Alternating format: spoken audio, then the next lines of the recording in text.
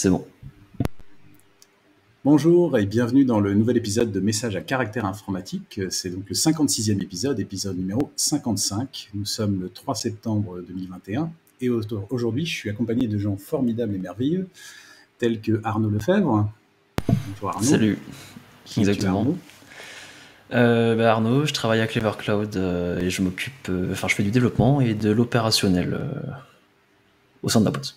Voilà. Nous sommes aussi accompagné d'une serviette éponge en la qualité de Quentin Adam. Bonjour à tous. Qui es-tu, Quentin Adam? Je suis le pseudo imprononçable WAXZCE sur Twitter et chez Clever Cloud, j'ai le poste magnifique de CEO. Très bien, et nous avons aujourd'hui un invité formidable, surprise et de marque, qui est Bruno Soulez. Bonjour Bruno. Bonjour à tous. Qui es-tu Bruno? Je suis directeur des opérations chez Cosa Vostra et animateur du podcast au nom aussi difficile à prononcer, If This Then Dev, donc If TTD pour les intimes. Qui est un super podcast pour le coup. Merci beaucoup. Moi aussi je trouve que c'est un super podcast. Nous trouverons tous que c'est un... D'ailleurs, on vous invite à aller le consulter. Et tu peux juste nous dire ce qu'est Cosa Vostra, vite fait? Cosa Vostra, c'est une agence digitale qui accompagne les entreprises sur toute leur stratégie digitale, aussi mais sur la partie purement tech, la partie purement graphique, création de contenu. On est vraiment capable de tout appréhender. Et on travaille avec surtout bienveillance et avec passion. Et tu peux peut-être décrire un tout petit peu de quoi traite le podcast If Then Dev? Du coup, on parle de dev dans le podcast If Then Dev de manière assez crue, de manière assez directe. L'idée, c'est de se positionner entre des contenus de vulgarisation qui, en général, survolent les techs et ne nous intéressent pas beaucoup en tant que dev, sans aller non plus jusqu'à faire un tuto, parce qu'on n'est pas là pour ça. Et donc, c'est à chaque fois une émission, chaque semaine, ça dure à peu près 1 heure où je reçois un expert et on parle d'une techno. On a pu parler de différents langages, que ce soit du ADA, on a parlé de Java, on a parlé de PHP, on a parlé de JavaScript plusieurs fois, des différentes technos de base de données aussi. On parle de sécurité, on parle de Scrum, on parle de tous les sujets quotidiens du dev. L'idée, c'est permettre à un dev de s'intéresser à autre chose que sa stack quotidienne. Parce que c'est aussi comme ça qu'on devient un bon dev, c'est en s'intéressant à autre chose que ce qu'on fait au quotidien. Ouvrir son esprit. Exactement. Et le dernier épisode que vous ayez diffusé peut-être, ou à moins que tu veuilles parler du futur qui va être diffusé? Alors le dernier que j'ai diffusé mercredi, c'était sur le Scrum. Sur le mois de septembre, j'ai un épisode sur le jeu vidéo, j'ai un épisode sur... j'ai oublié celui que j'ai pas encore enregistré. Il y en a que j'ai enregistré cet été sur Twitch qui est absolument génial, sur un ordinateur quantique, où j'ai reçu un Quantum Software Engineers, et je trouve que déjà rien que le titre absolument génial. Donc c'est un développeur sur un ordinateur quantique. Donc voilà, on parle physique quantique, on parle ordinateur quantique, c'est absolument génial, et puis on découvre le langage qu'ils utilisent. Voilà, je vous laisserai découvrir en écoutant l'épisode. Carrément. Cool. Puis du coup, vous avez aussi t'as aussi des épisodes condensés, c'est ça? Avec. Ouais, effectivement, pour ceux qui n'ont pas le temps de consacrer 1 heure à un épisode de podcast, je passe aussi le vendredi, il y a une version compilée où je fais le résumé d'un épisode passé avec un invité futur. Donc ça permet en 10 minutes d'avoir un résumé d'un épisode, d'avoir un peu l'essentiel de l'information, ou de voir si ça vaut le coup d'écouter l'épisode en entier. Donc ça permet aussi d'avoir un point de vue complémentaire. Bref, il y a de quoi faire, quoi. Je n'ose imaginer la notion d'épisode compressé dans l'hémorragie temporelle que devient Message à caractère informatique. On va tenter des épisodes kernel compressés, ça peut être double joke. En tant qu'on est à évoquer les podcasts, et avant de commencer celui-ci plus dans le vif et qu'on est encore dans l'intro, on peut peut-être évoquer un autre podcast qui a été enregistré cet été, des Cascodeurs, où tu as participé, Quentin, si tu veux en dire un mot peut-être. Ah oui, tout à fait. En fait, si vous le voulez, il y a eu un épisode des Cascodeurs sur le cloud de confiance. Donc au printemps dernier, il y a eu une annonce du gouvernement sur le cloud de confiance et un peu la souveraineté technologique française. Et du coup, on a fait un long épisode avec Emmanuel des cascodeurs, et je pense que cet épisode est bien. Voilà. Donc, puis les cascodeurs, c'est bien à écouter, quoi. Donc, C'est clair. si Et vous donc avez envie d'entendre ça parler traitait de quoi? Ça traitait de garder les datas en Europe, autre chose comme ça, ou c'est un peu plus technique? Ouais, c'était assez focus sur le fait, en fait, l'État a fait ce qu'ils ont appelé la doctrine cloud, qui était comment l'État allait utiliser le cloud. Et en fait, du coup, à l'occasion de cette édition, on avait fait une tribune avec quelques amis pour expliquer qu'on n'était pas nécessairement complètement en phase avec tout ce qui avait été dit. Mais dans un esprit d'aller plus loin et d'être positif, quoi.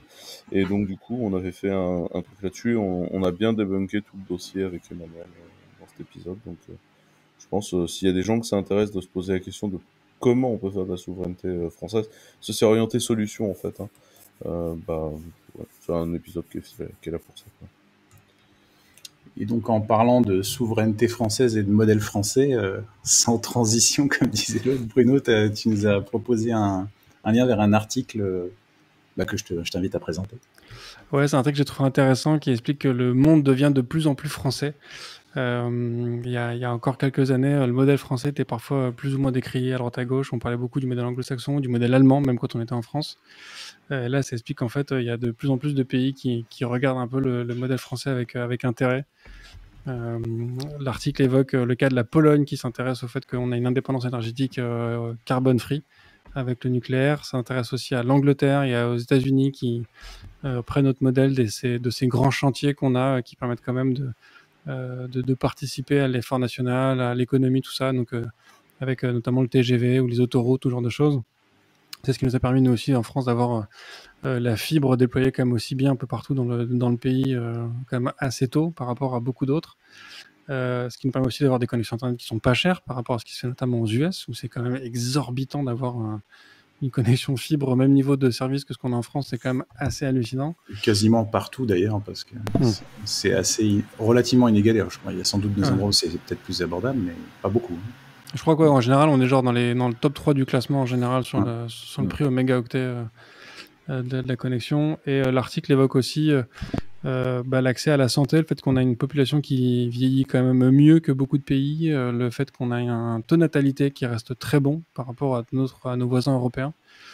Et donc, c'est des choses qui intéressent beaucoup de pays occidentaux, donc qui essaient de se mettre un peu à ce fonctionnement.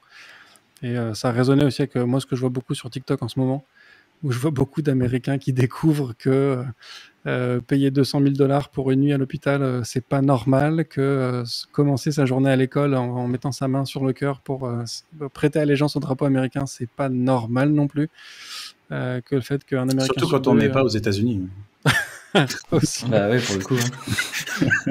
Le fait qu'un Américain sur deux ait une arme, c'est pas normal. Enfin, tu vois, des choses comme ça. Ils découvrent en s'ouvrant sur le monde qu'en fait, ce qu'ils appellent le socialisme, en fait, c'est pas forcément le grand méchant loup, comme ils l'évoquent si souvent. Quoi. Et tout ça grâce à TikTok, donc. Bah ouais. C'est dingue. Hein. Okay. Ce qui est du coup un coup des Chinois. Bah ouais. Ce qui est quand même pas mal. C'est vrai que réussir à convertir les Américains au socialisme avec une application qui vient d'un pays communiste, c'est quand même assez... un tour de force. Communiste. Ouais, ok, d'accord. Et c'est cool d'entendre ça quand même au final, quoi. Enfin, ou du moins d'avoir une ouverture d'esprit un peu plus large. Après, est-ce qu'on est modèle dans tout ce qu'on fait? J'imagine que non, mais...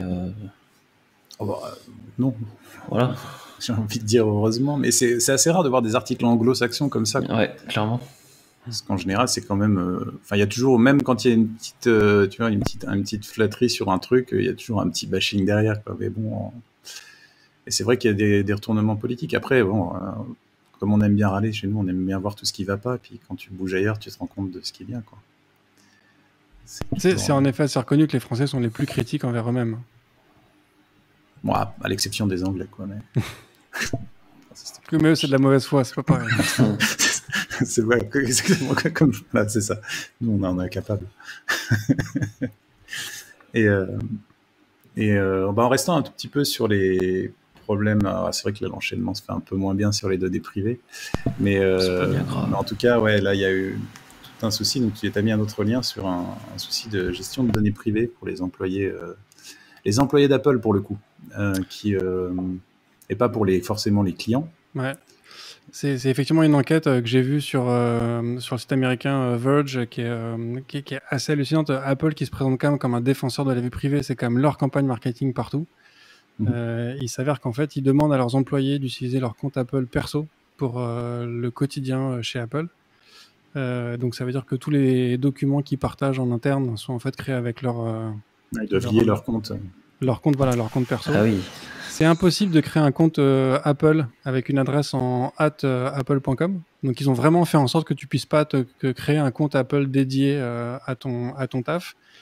Il est avéré que du coup, quand tu crées un document sur ton drive perso, tu penses pas forcément à le mettre dans le répertoire dédié à Apple, et donc du coup tu as ton espace perso qui est pollué de doc Apple. Quand du coup tu fais des bug reports pour tes collègues, en fait, tu as plein de données personnelles de ton téléphone qui sont du coup envoyées à tous tes collègues.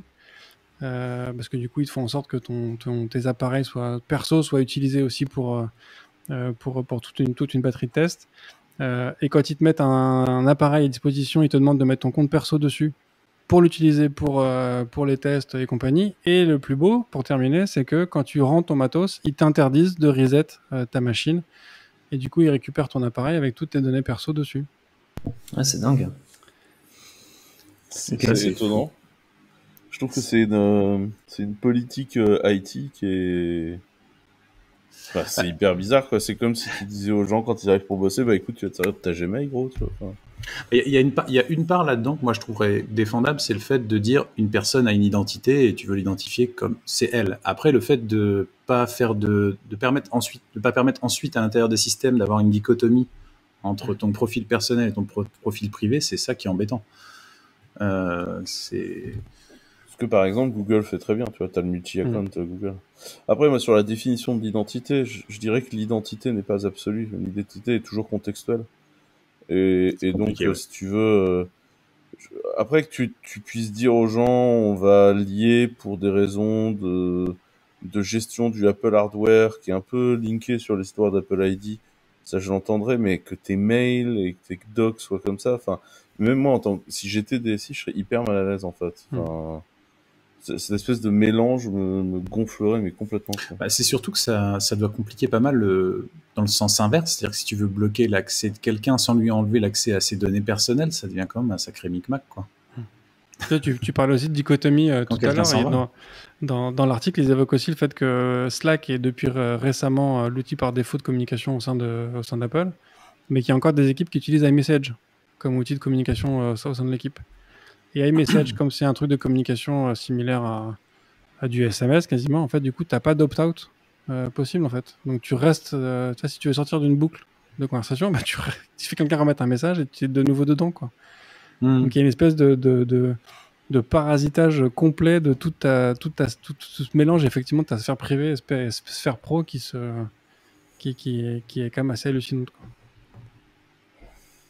Et mais du coup, ça fait longtemps que c'est comme ça là-bas ou il n'y a pas de temporalité dans l'article. Mais en tout cas, il parle de salariés qui y sont depuis plusieurs années et qui ont connu ça à leur arrivée. C'est-à-dire que le manager au début te dit non, mais mets ton compte perso, c'est très bien, c'est comme ça qu'on fonctionne. Ok.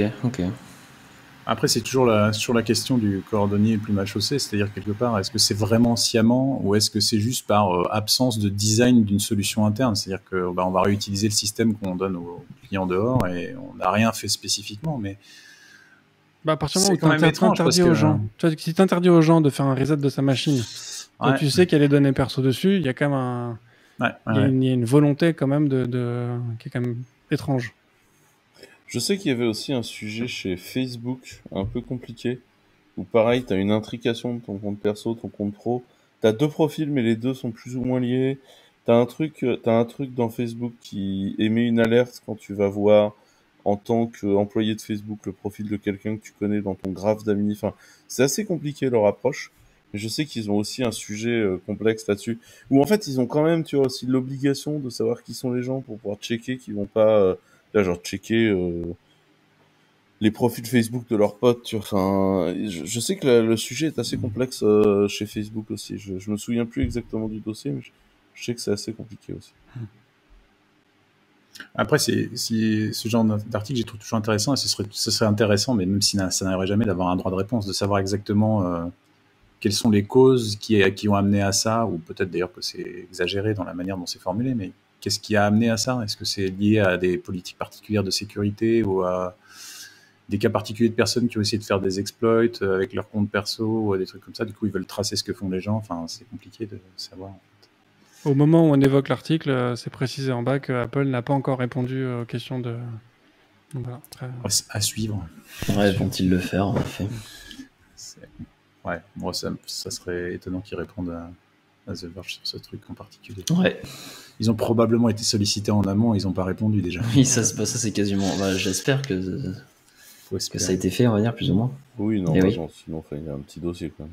Ouais, clairement. En restant sur Apple, mais sur quelque chose d'un peu plus musical, pour le coup, Quentin, tu as mis un lien sur justement l'acquisition d'un service par Apple. Ouais. En fait, Apple a acheté Primephonic, qui était un service de streaming musical dédié à la musique classique. Et en fait, j'ai mis le lien parce que je trouve ça assez intéressant, parce que en fait, pour moi, il y a un vrai sujet de modélisation de la data. En fait, tous les services de streaming, tu vois, visualisent la data comme étant, t'as un artiste, l'artiste a des albums, et dans l'album, t'as des tracks. Et en fait, quand tu cherches de la musique classique, bah, c'est hyper chiant comme modèle, parce que le titre de l'article est plus ou moins bien fait, l'indexation des tracks est plus ou moins bien fait.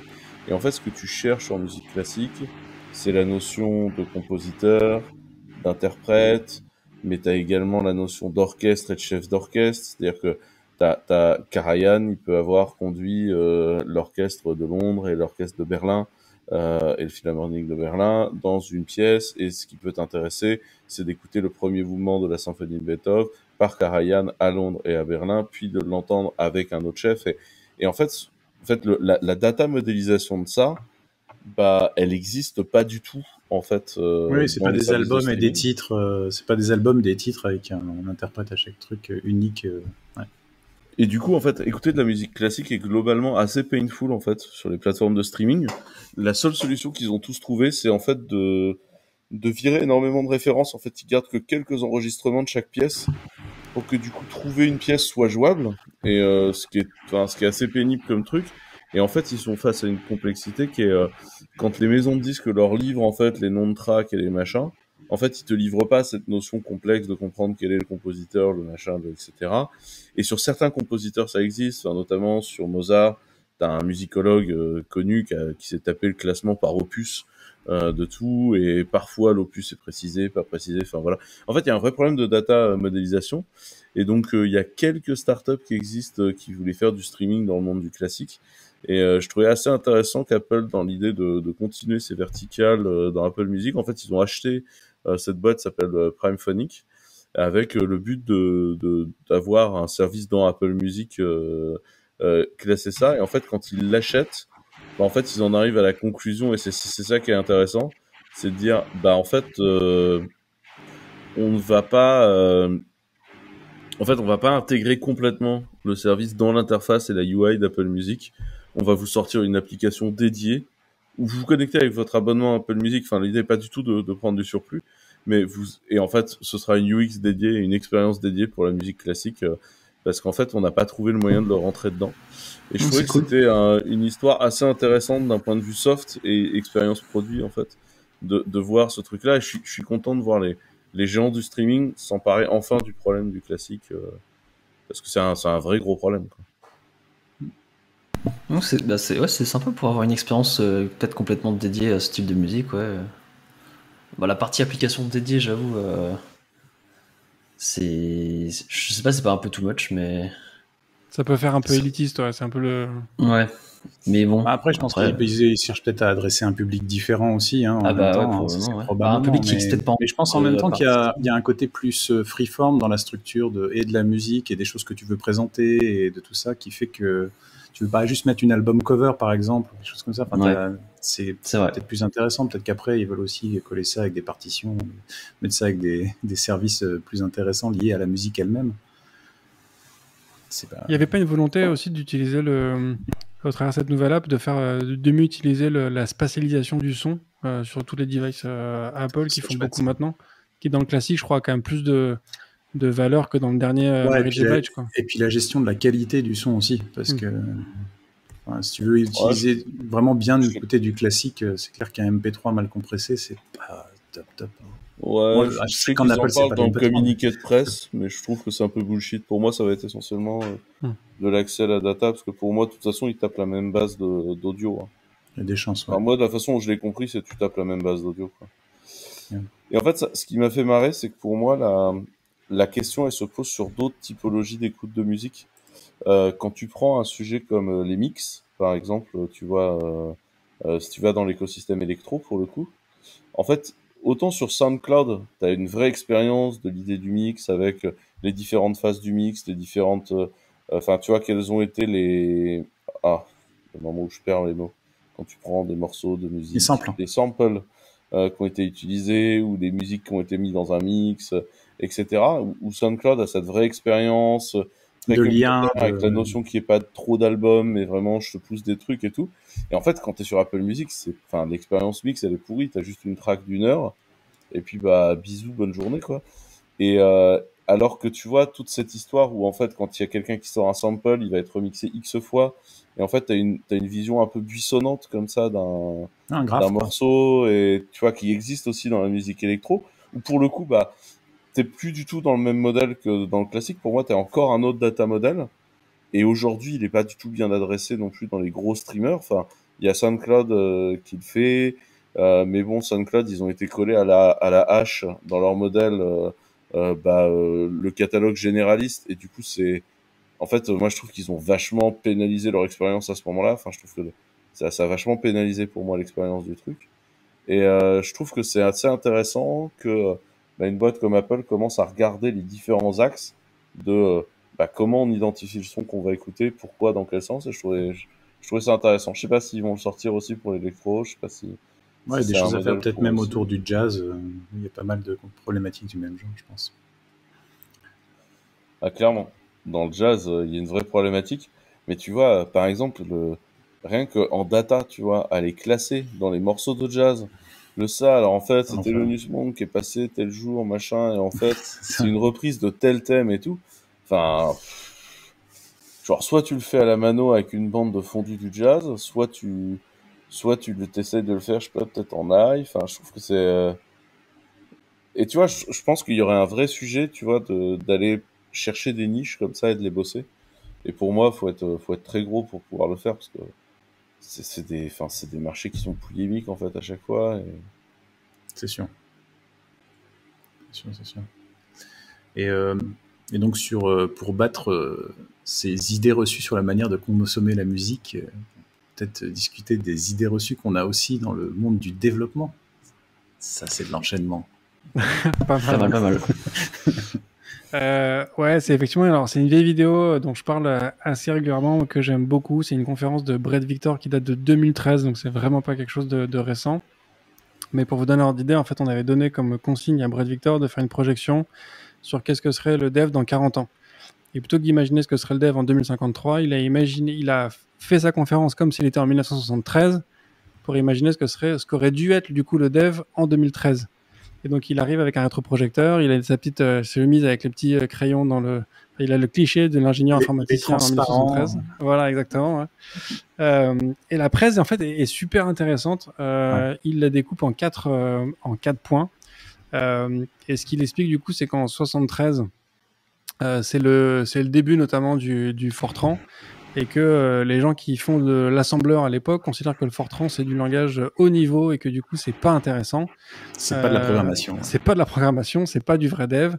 Et il explique qu'en fait les gens qui font de l'assembleur aujourd'hui, ils ont connu la même chose quelques années auparavant avec les gens qui faisaient du binaire directement, et que même von Neumann disait que personne n'aurait besoin d'autre chose que du langage binaire pour faire de l'informatique. Et que donc en fait à chaque fois qu'on ajoute un nouveau langage, il est plus ou moins décrié par ceux qui l'utilisaient avant. il montre que déjà en 73, on avait des systèmes qui étaient capables de faire de la reconnaissance d'image, de la reconnaissance d'écriture. Et du coup, il disait clairement, on n'aura pas besoin on n'aura plus besoin d'écrire de langage, de programmer tout un tas de programmes dans 40 ans, que on est en train de quitter il fait un moment une phrase assez marrante, il explique que maintenant, il y a des gens qui font des trucs marrants, qui branchent des écrans sur les ordinateurs et qui du coup peuvent avoir une représentation spatiale des choses. Il dit maintenant qu'on n'a plus besoin d'écrire son langage sur des trucs, sur des cartes perforées ou des bandes magnétiques. Il n'y a plus de notion, il y a plus d'obligation à ce que le langage, pendant le code, ait un fonctionnement linéaire. Et donc il dit on n'aura plus besoin d'écrire du code en tant que tel, on pourra le dessiner, on pourra le verbaliser, on pourra l'imager, parce qu'il y aura plus cette notion d'obligation de linéarité en fait. Et donc la conférence est assez impressionnante, je trouve assez fun, et il conclut en disant qu'il faut quand même faire attention à ce qu'on n'inculque pas des dogmes et des choses qu'on n'inculque pas à des nouvelles générations des trucs que nous on considère comme étant la façon de faire. C'est comme ça que les dogmes naissent, et qu'en fait il faut se garder un petit peu de fraîcheur, et que ce qui marchait à l'époque, c'est qu'en fait il y avait rien n'existait, qu'il fallait tout inventer, et que c'est ce qui faisait aussi la richesse de l'innovation à l'époque. Et que voilà, aujourd'hui, en fait, on perpétue des dogmes les uns après les autres en disant que c'est comme ça qu'il faut coder, c'est comme ça qu'il faut faire. Alors qu'en fait, il y a peut-être des tas de façons différentes de faire qui seraient tout aussi efficaces, peut-être même plus adaptées à certains environnements, que ce soit le monde de la musique classique ou je ne sais quoi. Comme on disait tout à l'heure avant l'épisode, en fait, un dogme en chasse l'autre. C'est-à-dire que souvent, on a l'impression de lutter contre des dogmes, puis finalement, on apporte soi-même son propre dogme qui sera probablement chassé par le suivant. Mais c'est comme ça que ça avance, c'est en se remettant un peu en cause. Et donc du coup, il parlait de la partie... il y aura des ordinateurs qui coderont eux-mêmes, du coup, ou c'est pas aller jusque-là, où il dit toujours en mode il y aura quand même besoin encore de personnes. Alors si, il évoque ça à un moment.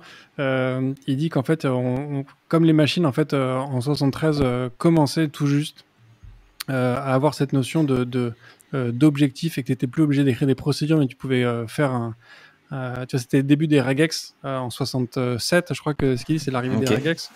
Donc il dit les machines sont capables de détecter des patterns.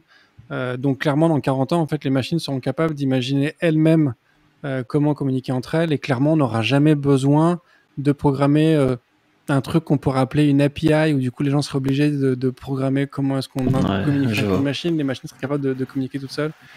Voilà, pour le moment, il fait des petites blagues comme ça en disant bon, clairement, on n'aura jamais besoin de faire ça. Ouais. C'est effectivement un truc qu'on fait tous aujourd'hui, mais c'était voilà, c'est une vieille conf 2013, hein, ça commence à dater. Mais je pense qu'elle est vraiment intéressante, elle est vraiment révélatrice de pas mal de choses dans notre... Du coup, elle a un petit côté intemporel. Ouais. Complètement. Bah ouais. Et est-ce que s'il la refaisait aujourd'hui, ça serait la même chose, ou est-ce que ce serait... il changerait peut-être un ou deux exemples, quoi. Parce qu'il prend des exemples qui étaient la mode du moment de 202013, et puis il rajouterait peut-être il y aurait peut-être quelques petites piques sur les microservices ou un truc comme ça, probablement. Exactement, ouais, certainement. Clairement. L'IoT aussi, enfin, je sais pas, Ouais, ok. Et donc, attention, transition troll. Donc, en parlant de 1973, il y a une nouvelle sortie de Debian cet été. Non, celle-là, on avait dit que c'était vraiment pour faire un troll, mais il y a une bonne nouvelle de sortie de Debian cet été, de la Debian 11, qui passe donc du coup sur les kernels 5, ce qui est quand même une bonne nouvelle, parce que ça faisait un moment que c'était stuck en 4. C'est après, là, c'est sur la LTS de la 5, j'imagine, c'est pour ça que... Ouais, c'est ça, en plus, c'est du C'était en 4 avant. Et en plus, non, mais là, du coup, je crois que Debian, c'est toujours plus ou moins du LTS, si on veut, mais c'est une distribution stable qui est en 5, hein. C'est-à-dire que... Non, mais c'était pas un troll ce que je disais, là, Quentin, je l'entends rigoler, mais c'est... Debian, c'est par définition, ils sont pas sur le bleeding edge, donc ils sont plutôt un peu en retrait par rapport aux toutes dernières versions, et c'est toujours un peu conservateur. Je vais sans doute me faire moi troller par des gens qui vont dire mais non, pas du tout, et tout, mais enfin c'est quand même un peu. Et donc le fait que ça vienne sur le 5, c'est plutôt une bonne nouvelle, que les distros plus conservatrices commencent à s'aligner sur les dernières versions de kernel. Même si c'est pas les toutes dernières, on est quand même sur la dernière série. Et 5.10, 5.10, c'est pas vieux pour le coup. Bah du coup, ils ont WireGuard maintenant. Enfin, dans le kernel, parce que dans Ça le cache, devrait je du coup sais pouvoir pas avoir si du elle y était. WireGuard, même si je l'ai pas vu trop dans les release notes. Du coup, il y a Moi, potentiellement j'imagine accès. qu'ils l'ont activé. Il y a des chances. Il y a pas mal de choses dans les release notes, donc on a mis le lien dans les show notes. Juste pour moi, rappeler WireGuard, juste pour Ouais, rappeler, vas-y. WireGuard, c'est un nouveau VPN en fait, qui a été introduit dans le kernel Tunnel Linux VPN. il y a quelques années maintenant. Il y a 3 ans, je crois. Mais qui est 2 ans, mais qui était déjà disponible avant en module externe si vous le souhaitiez. Et c'est l'un, j'ai envie de dire l'un des VPN les plus simples niveau code. En fait, il est très très stupide. Il utilise des algorithmes très récents, donc il vous offre pas une configuration incroyable à ce niveau-là. Mais d'un autre côté, est-ce qu'on a réellement besoin d'avoir des algorithmes qui datent d'il y a 40 ans, quoi, pour le chiffrer? Mais du coup, voilà, en tout cas, c'est un VPN assez simple, sympa. On en reparlera un tout petit peu plus tard. C'est vrai, tout à fait. Pour le coup. Et dans les trucs que j'ai notés qui étaient intéressants, il y a le support des contrôles groupe V2. Donc c'est quand même vachement bien pour les gens qui font notamment des conteneurs, qui vont pouvoir faire du conteneur en mode user, c'est-à-dire en rootless, en daemonless, comme on dit. Donc ça, c'est quand même plutôt pas mal. En clair, utiliser Podman. Par exemple, mais aussi les versions récentes de Docker qui le permettent. C'est ce que j'allais dire. En tout cas pour la partie Docker CLI, quoi. Et il y a le support de plein de choses qui viennent du coup avec le kernel 5 comme exFAT, comme des versions du coup. Alors ça vient pas avec le kernel, mais du coup ils mettent aussi à jour GCC, donc on va avoir des choses qui seront compilées avec des versions de GCC un peu plus récentes, ce qui en termes de bug fix est aussi une bonne chose. Donc globalement c'est un bon saut là pour le coup. Super bonne nouvelle pour les gens qui utilisent activement Debian. Est-ce que tu as dit comment s'appelait cette release? Parce que toutes les releases de Debian ont un nom. Non, je ne l'ai pas dit. Pas basé sur quoi? C'est l'œil du taureau. Du bœuf. Du taureau. Bullseye. C'est bullseye. On dit pas bœuf, comment on appelle ça? Bull, c'est. C'est le taureau, non? Ouais, c'est taureau, ouais. Ouais, peut-être. Ouais, non, je sais pas. Le taureau. Ouais. Si, c'est le taureau. C'est ça. L'œil de taureau. Ouais, enfin, le C-Lang, il est quand même pas hyper récent, non? Non, pareil, par rapport à GCC 8, en GCC 10.2, on est un peu plus récent.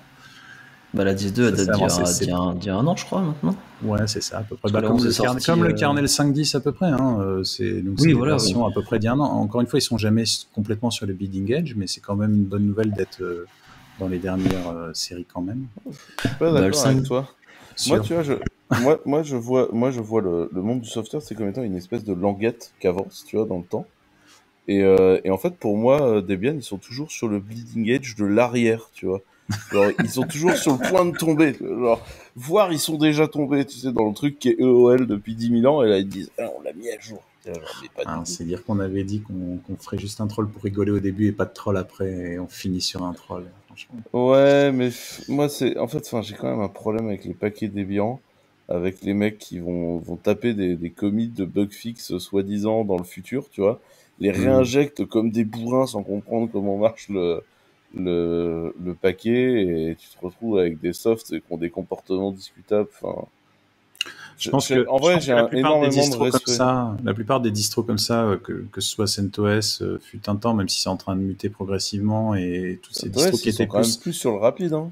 Un peu plus, mais par le fait qu'il y a Apple qui est lié à Fedora, qui ramène des packages récents et tout ça, mais tous ces distros un peu laid back, elles sont en train d'amorcer une mutation vers quelque chose d'un peu plus qui va avec le changement on va dire, d'acceptation par les gens du fait de se mettre à jour.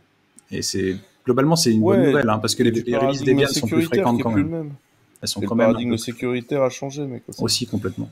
C'est pour moi, c'est essentiellement ça. Enfin, tu vois, à une époque, effectivement, fallait attendre. Aujourd'hui, il faut pas attendre. La sécurité, c'est d'être sur le chemin, tu vois. Et je pense que c'est ça aujourd'hui le dossier. Et je pense qu'il vaut mieux être en avance aujourd'hui que trop en retard. Enfin, c'est mon approche de la sécurité. D'accord. Après, ça reste une rolling release, en effet, quoi. Enfin, il y a pas de. J'ai pas l'impression qu'ils aient l'envie, tu vois, de partir en mode. Non, pas une rolling release, justement. Non, justement, c'est pas une rolling. Ils font du packaging. Là, il y a des gens qui vont être sur la 11 pendant un bon moment. Oui, c'est ça. La 11, mais ils vont la garder un moment. Ouais, d'ailleurs, elle est supportée pendant combien de temps? Enfin, genre. Honnêtement, je sais pas. Je sais pas, ok. J'ai pas regardé. Parce que je sais plus si elles sont toutes supportées genre 10 ans ou si il y en a une de temps en temps qui est supportée pendant super longtemps comparé aux autres. Il me semble que Ubuntu fait un peu plus ça, mais en même temps ils sortent des versions un peu plus. Alors, Ubuntu, ouais, ils ont des LTS, et puis après Ubuntu, il y a aussi des versions Enterprise, alors que Debian, il n'y a pas de. Ils sont pas allés jusque-là. Enterprise, si tu veux. Ça reste un projet communautaire. Bullseye, ils la supporteront jusqu'en 2024 ou 2026. C'est ce qui est écrit sur leur site web. Sachant que Debian 10, donc Buster, il est prévu pour être en support jusqu'en 2022-2024. Et aujourd'hui, la LTS courante, c'est la 9, c'est Stretched. Donc c'est toujours Stretched. Hein. Stretched est sorti il y a quand même... Je me demande si c'est pas sorti sous Sarkozy, ça. C'était 5-6 ans, non? Voilà. Non, c'est vieux Stretched, en vrai. C'est a priori Stretch serait supporté jusqu'à l'année prochaine. Enfin, genre, vous avez 10 mois, quoi. Après, il faut se dire que, et encore une fois, c'est pas pour justifier, mais il y a pas mal de distributions d'entreprises qui sont encore sur du kernel 4, repatchés et ainsi de suite, et qui sont pas non plus sur les dernières versions et de loin. Donc ça reste quand même pas sans être une excellente nouvelle, c'est quand même plutôt mieux. C'est quand même plutôt mieux, et ça permet au moins. En plus, ça permet d'éviter un spread trop grand entre les distros des outils. Je pense les contrôles groupe V2, par exemple, le fait que tu aies encore besoin de supporter les contrôles groupe V1, ça drop tous les outils liés au conteneur vers le bas, parce que tu dois avoir un code qui supporte les deux tout le temps, et tout doit être testé sur les deux tout le temps, et c'est vraiment fastidieux. Ouais, mais tu vois, la faille de sécu des conteneurs, avec, tu vois, elle est liée directement à ces sales pratiques. De laisser traîner des espèces de binaires qui ont 2000 ans, tu vois, et de dire aux développeurs, ah bah maintenant tu vas t'installer sur ça, et va faire de l'archéopaléontologie pour te trouver ne serait-ce qu'un compilo qui acceptera de prendre la glibc qu'on a en autorisation sur nos serveurs, parce que nous, Ops, avons décidé que la paléontologie était faite pour faire de la production, tu vois, et du coup tu te retrouves avec des gens qui te disent, bah non, ça va pas être possible, et donc qui globalement te font un gros paquet de binaires serrés bien sales, tu vois. Après, ils appellent ça conteneur, ou tu vois, ça peut être installé à vrac dans /opt, tu vois, on peut l'appeler comme ça aussi. Et du coup, tu te retrouves avec des binaires, en fait, qui vivent comme ça, dans le temps et l'espace, sans bouger, qui sont plus dans le système de paquets, ni rien. Enfin, je pense qu'il y a un vrai problème culturel pour moi, qui est de se dire, ok, aujourd'hui, il faut changer cette approche qui est de regarder le passé en permanence, et c'est pas bien. Bon, là, on est dans le futur du passé. Donc, oui, c'est ça. Et bon, pour continuer sur les conteneurs. Donc on dit que Debian maintenant ça power le futuroscope ou pas? Ah, tu l'as dit. Pour continuer un peu sur les conteneurs, même si là pour le coup c'est pas technologiquement, donc il y a Docker qui a annoncé que Docker Desktop, donc qui est utilisé sur Mac et sur Windows. Hein. Donc c'est pour les gens qui utilisent Linux, ils ont probablement jamais, qui utilisent que Linux, disons. Probablement jamais interagi avec. Mais je pense surtout qu'il n'y a pas de version Linux de Docker Desktop. Non, il n'y en a pas. J'ai toujours trouvé ça un peu dommage, mais en même temps compréhensible d'un point de vue cible, entre guillemets, tant qu'il était gratuit. Ça viendra peut-être. Et donc Docker Desktop, pour le coup, n'est plus gratuit pour les grands comptes. Alors là, il y a une espèce de sweet spot qu'ils essaient de trouver avec le nombre de personnes ou le chiffre d'affaires, je sais plus si c'est le chiffre d'affaires ou un truc comme ça de la société. C'est les deux. C'est les deux, voilà. C'est l'un et ou l'autre, en fait. Le premier atteint, on va dire. Et c'est 250 personnes. Donc, bon, si vous l'utilisez pour vous, à titre personnel, vous pouvez toujours continuer à l'utiliser gratuitement. Et donc, Docker Desktop, ce que ça amène, c'est le fait de ne pas devoir se configurer une VM, de ne pas avoir refaire son Docker Machine en CLI et tout ça. Ça rajoute quelques customisations sympathiques. C'est un outil qui est, bon an, mal an, bien pour les newcomers, entre guillemets, sur Docker, parce que c'est plutôt bien fait. Après, c'est plutôt bien fait. Je pense, ouais, c'était pas. Ça va beaucoup plus loin que j'ai lancé un Vagrant à l'arrache pour faire un Docker. Enfin, et c'est surtout très adapté à la plateforme en plus, parce que sur Windows et Mac, les implémentations sont radicalement différentes en termes de gestion du réseau, de la virtualisation, des storage, des volumes, tout ça. C'est vraiment pas mal fait. Ça permet même de lancer des clusters Kubernetes en local. Enfin, ils ont rajouté plein de fonctionnalités. Après, est-ce que c'est une bonne idée de le faire systématiquement? En tout cas, pour les gens qui en ont besoin, je trouve que c'est vraiment utile. Même pour jouer avec, c'est vraiment bien. Donc, c'est des bons outils. C'est vrai que c'est dommage qu'ils n'aient jamais sur Linux. Mais... Sur Windows, ça utilise WSL du coup pour lancer les machines maintenant, quoi. Enfin, ça utilise WSL. Ils ont une compatibilité WSL, mais je crois que non, au départ, ça n'utilise pas WSL, ça utilise des couches de en fait, virtualisation. Ils sont tous en compète à la base, avec WSL2, à ma connaissance. Mais je crois que... moi, il me semble que non. Maintenant, en tout cas, ils utilisent plus WSL. Alors, peut-être que je me trompe, mais j'ai entendu ça d'un pote qui travaille sur Windows et il me disait maintenant, ça utilise WSL, en tout cas sur sa machine, je sais pas. Donc après, tu peux utiliser maintenant WSL2 pour lancer des conteneurs. Ah oui, un back-end en fait. Ouais. Ça. En fait, tu as un des back-ends et il faut que tu l'actives dans Docker, machin truc. Je l'ai fait l'autre jour. Oui, parce que du coup, sur ma Linux, dans mon Windows 10 professionnel virtualisé, j'ai été m'éclater. Enfin, bref, ça. Voilà. Des boîtes dans des boîtes dans des boîtes dans des boîtes. C'est dingue, ouais. Non, mais je voulais voir le truc, Mais après, bon, l'outil est bien. Alors, il y a plein de gens là qui ont mis plein de... Voilà, ça a été la réaction. Alors, il y a une espèce d'analogie qui a été faite avec le cas d'Elastic et problème d'open source. J'ai vraiment pas vu le rapport, moi, pour le coup, parce qu'on n'a vraiment aucun rapport. Je pense, enfin, de mon point de vue, je pense que Docker, ça fait longtemps qu'ils auraient dû avoir un client de ce type payant d'une certaine manière, ou même avoir une somme modique, ou faire payer 5-10 euros pour le client, même pour des utilisateurs lambda, parce que par exemple sur Mac, c'est assez fréquent qu'on se prenne une licence de Pixelmator ou d'un outil comme ça qui est pratique. Je trouve que ça aurait une bonne valeur ajoutée. Et c'est après, à un moment donné, c'est normal aussi qu'ils aient besoin de rentabiliser le truc, quoi, pour le coup. Et c'est un outil de qualité, quoi. C'est pas juste un truc bidon où ils disent tiens, on va te mettre un droit d'usage, quoi. Non, c'est un outil qui a une valeur ajoutée par rapport à la CLI pure, quoi. Donc c'est vraiment pas mal. Et tu l'as déjà utilisé, ça, pour mettre un peu d'équilibre sur le truc, il y a quand même Podman qui existe aussi, et qui existe notamment pour Mac. Alors pour Windows, je sais pas, peut-être pas avec WSL, mais Podman maintenant apparemment fonctionne aussi sous Windows et permet de lancer des conteneurs en ligne de commande. Moi, je l'ai utilisé un petit peu avant de quitter ma boîte précédente. J'ai eu l'occasion de le mettre en place parce qu'on était encore très ancien, mais on a commencé à utiliser effectivement Docker dans mon ancienne boîte un petit peu avant que je parte. Donc j'ai eu l'occasion de le tester à ce moment-là. Mais du coup, là, le fait que la version desktop est plus gratuite pour les grands comptes, est-ce qu'ils améliorent un peu les fonctionnalités pour les grands comptes, ou c'est le même Alors, il semblerait que ça va avec les licences. Maintenant, tu as aussi, il y avait le move qu'ils avaient fait de rendre Docker Hub plus complètement gratuit.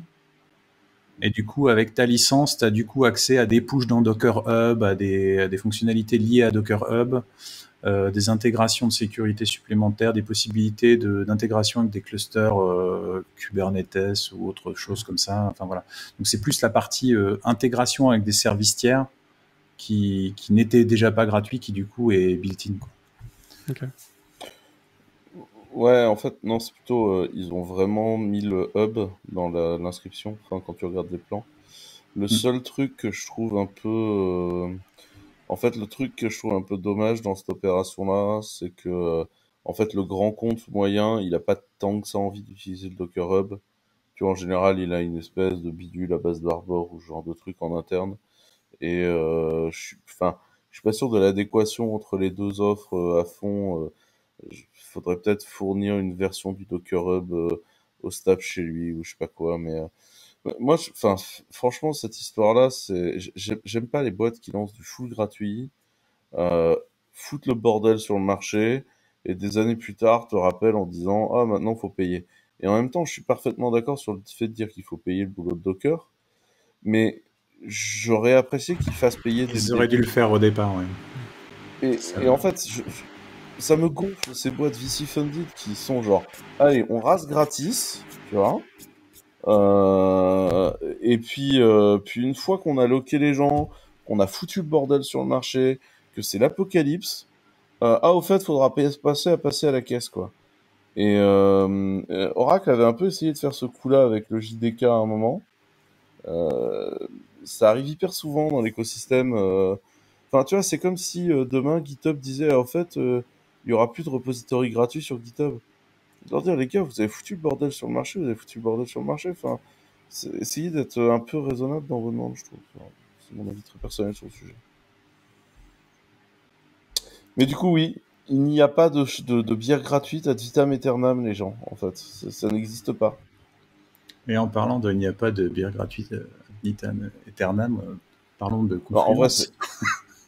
non, mais en fait, juste, il y a peut-être des points. Si vous avez jamais testé La Docker transition. Desktop, ouais, mais c'est un super soft. Ils ont fait un super boulot. C'est normal de payer pour ce boulot-là. Ouais, Et en complètement. fait, globalement, les Linuxiens s'en foutent, ils en ont pas besoin. C'est un vrai truc pour gens qui bossent sous Mac et sous Windows. Et du coup, dans des boîtes qui auraient vachement streamliné les process Docker, tu vois, ça a vachement de sens. Moi, je suis pas tout à fait d'accord sur le côté les Linuxiens n'en ont pas besoin. Je pense qu'il y a un déficit d'outils UI côté Linux pour gérer ce genre de truc. Je dis pas qu'il le faut absolument ou qu'il faut absolument celui-là, mais tu as une tranche de le fait que il y a plein de gens qui n'utilisent pas Linux parce qu'il manque de la gestion UI de ce genre de choses en fait. Si tu veux, il manque un peu une alternative à ça. Moi, je suis un très grand utilisateur de la ligne de commande, donc j'en ai rien à faire, mais je comprends tout à fait le besoin. Non, bah, enfin, moi aussi, tu vois, mais parfois, enfin, c'est pas souvent que je lance des Docker ou que je vais faire du Docker exec ou autre, mais ça m'arrive, ouais, à chaque fois de demander, pendant quand je fais un Docker run, punaise, c'est quoi les options déjà pour que ce soit genre en background ou que j'attache tel ou tel petit UI. Alors que peut-être qu'avec ouais, un soft de UI, tu vois, au final, je cliquerais et ça serait plus simple parce que moi, je m'en sers pas tous les jours, tu vois. Je te Mais dirais même un truc même encore plus basique, c'est qu'en tant qu'utilisateur, par exemple, de Docker, alors c'est vrai que maintenant que tu peux le faire un peu dans ta home, ça va, mais le fait de devoir avoir accès au démon, de devoir en fait utiliser le démon de ton host pour lancer Docker, ce que font la plupart des gens finalement, au lieu de démarrer une VM et être dedans, ce qui finalement te met un endroit d'isolation où tu lances tes conteneurs qui n'a rien à voir avec ta home et tes affaires à toi, tu vois. Et finalement, quand tu es sous Linux, bah, tu prends ce raccourci-là, mais tu mets pas tes trucs dans quelque chose d'isolé à part. Alors que par défaut, sur Mac et sur Windows, finalement, tout se passe dans une VM à part ouais, et pas dans ton host. c'est Et vrai. ça serait intéressant. Alors c'est faisable, hein, quand tu veux le faire, tu y arrives sans problème, mais c'est pas le comportement par défaut et c'est pas facilité pour les newcomers, pour les nouveaux arrivants, pardon. Et c'est un peu Ouais, c'est vrai. Ouais, après, est-ce que l'expert Linuxien, tu vois, il a pas son approche un peu, on va tout faire dans système D en faisant une slice pour les conteneurs Docker, Ah, mais là, pour tu les parles derrière, d'expert, on machin. est d'accord, complètement. Et puis, mais alors, in Non, fine, mais les conteneurs vont probablement tourner sur un Linux de toute manière, donc Moi, je comprends qu'ils se soient pas donné le ouais, mal, ça parce qu'en reviendra un vrai, peu ils au se même. donnent vraiment du mal. Dans Docker Desktop, ils se sont vraiment donné énormément de mal pour l'intégration proche. Enfin, t'as quand même un autre système qui est dans une VM, qui est bien bricolé, pour pas avoir ce problème de gestion du disque, du réseau, du machin. Enfin, c'est assez bien propre ce qu'ils font, que ce soit sous Mac ou sur Windows. Enfin, l'expérience est plutôt bonne. Le boulot à faire pour que ça marche sous Linux est dur. Mais alors, le boulot à faire pour que ça marche sous Linux, quelle que soit la putain de distrib que tu utilises, C'est le y problème de tous les compris clients, le ça. Debian, l'an du cul, sa race, tu vois. Mais Non, non, mais stop, non, pas que non, Debian, ça suffit. non, mais non, mais imagine, les distros regarde, sur regarde système ce D, qu'ils ouais. font. Non, mais regarde ce qu'ils font dans Docker Desktop, va le coller sous Debian 9. Bah, tu Enfin, le colleras pas, mais pour le coup, tu pourras le mettre dans une 11 sans trop de soucis. C'est groupe V2, ça monte. Tu vois, si tu te dis à un ouais, moment enfin, donné, tu pars oui, du tu peux le mettre principe, dans tu mets. une 11 aujourd'hui, tu le mettras pas dans une 11 l'an prochain, tu vois. Non, mais après, Ouais. si le truc fournit sa propre VM, comme tu disais, The Pag, genre où il bootera tout dedans, enfin, si c'est bien ce que j'ai compris En tout fait, à si l'heure, tu, mais si tu faisais un client qui derrière tape dans du KVM globalement et ouais, lance voilà. une VM derrière les coulisses et te fait la tuyauterie là-dessus, te prépare tes volumes et tout ça, ça serait un gain de temps. Tu peux le faire toi-même, sans problème. Mais ça serait pas dégueulasse. Maintenant, Ouais, mais encore une fois, je dis pas que c'est une panacée, après, mais on ça ramène une pourrait être quelque VM chose. dans du conteneur. Ça, je pense que c'est quelque C'est chose qui est relativement portable sur pas mal de distros récentes. Après, le but, c'est pas forcément de supporter tout. Mais après, le problème, ça va être plus la couche, quelle couche client utiliser pour pouvoir l'utiliser sur Ouais, tous tu les vois. desktops Linux sans que ce soit de l'électron, si possible. Et puis en plus, enfin, t'as déjà des trucs qui existent un peu. En fait, en UI, t'as tout l'écosystème autour de MachineCTL, tu vois, et t'as Genomebox et compagnie. Et il me semble que dans Genomebox, tu peux regarder tes profils Docker. Ou en tout cas qu'il y a des gens qui bossent sur un plugin là-dessus. Alors ouais, c'est pas mal, je trouve d'ailleurs ce que Genomebox fait de ce point de vue-là. mais il manque toujours des petits bouts de ficelle par-ci par-là, quoi. Mais c'est faisable, en effet, c'est une des directions possibles. Et pour certaines personnes, c'est utile. Il y a des personnes à qui Genonbox va très bien, et puis la plupart des autres gens vont utiliser la ligne de commande pour lancer leur VM, parce que c'est trop surface, quoi. Ouais, mais tu vois, Genonbox, par exemple, il a une approche hyper propre, je trouve, de la façon dont il bosse dans le système. Enfin, tu vois, c'est hyper propre, Genonbox, en fait. Enfin, tu vois, il se comporte vraiment comme une UX et tout, et après, il lance ses process, et il cause avec systemd pour ça, c'est assez... Enfin, Avec un beau graphe de process. D'ailleurs, en parlant de graphe... Ah, pas mal. Il fallait la trouver, celle-là. Hein. Ouais. Putain, je galère depuis celle que j'ai loupée tout à l'heure. En parlant de graphe, donc il y a une vulnérabilité liée à du traversal de graphe d'objets. Si tu veux en parler, Arnaud. Exactement. Alors, une vulnérabilité dans Atlassian Confluence, qui est un outil majoritairement de documentation, de wiki, un peu tout ça, qui est pas mal utilisé par beaucoup d'entreprises. Et alors, je l'avais pas vu passer, mais elle est sortie la semaine dernière, et globalement, elle est assez critique, même, enfin, très critique, hein, puisque son score de vulnérabilité est à 9,8 sur 10, ce qui est un bon score, honnêtement. Et globalement, en fait, ça vous permet de très facilement prendre contrôle de n'importe quelle instance Confluence, que vous soyez authentifié ou non, du moment qu'elle est exposée sur Internet ou que vous y avez accès, quoi. Donc enfin voilà, ça se pose ici. Apparemment, la vulnérabilité, en effet, réside dans ce qu'on appelle l'Object Graph Navigation Language, qui est un langage, qui est un langage de scripting a priori qui interagit avec du code Java, ce que j'ai compris, qui permet de get et set des propriétés de différents objets exposés en Java. Mais a priori, en fait, vous avez la possibilité de directement fournir votre propre script ou en tout cas une partie pour modifier vous-même ou manipuler en tout cas ces propriétés. Donc, mettez à jour, évidemment. Peut-être que vous avez déjà eu la notification, parce que j'imagine qu'Atlassian a envoyé une communication un peu globale. Vous avez pas mal de différentes branches du produit qui ont été patchées. Donc, des mises à jour ont été release le 25 août. Là. Et si jamais vous ne pouvez pas mettre à jour, vous pouvez également lancer un script qui fournisse un script bash à peu près de 300 lignes, qui patch en fait directement les fichiers sur la machine. Et après, j'imagine qu'il faut redémarrer le Confluence, mais ça, c'est voilà, si vraiment vous pouvez pas patcher en mode mise à jour complète ou même mise à jour mineure, en fait. Ce qui peut parfois être le cas pour des problèmes de compatibilité de plugins d'expérience. Alors exactement. Après, sur de la mineure, voilà, mais le truc, en fait, c'est qu'il y a aussi, je crois, des versions qui sont plus maintenues qui ont été impactées, donc du coup, ça, c'est un peu fatigant. Mais globalement, moi, ça me rappelle beaucoup les problèmes qu'il y avait eu à l'époque sur Struts 2 et tout ça. On en parlait tout à l'heure sur il y a Xworks et compagnie, où tu avais pareil des traversales de graphes d'objets qui étaient faisables avec des espèces de wildcards que tu pouvais passer. Et donc du coup, dès que tu ouvrais la porte vers ça dans ta UI de ton appli, quelqu'un pouvait traverser tout le graphe d'objets en mémoire. Donc c'était open bar. Ouais, ça fait mal, quoi. Et donc là, c'est dans les templates Velocity qui sont pas mal utilisés dans Confluence. C'est ça que patch en fait leur zip, là, leur archi. Ils patchent des templates Velocity et ils recommandent de désactiver le sign-up jusqu'à ce que vous ayez fait un vrai upgrade. Et la vraie solution, c'est surtout de faire un vrai upgrade, quoi. Alors pas seulement le sign-up, il faut faire ça et le script de patch.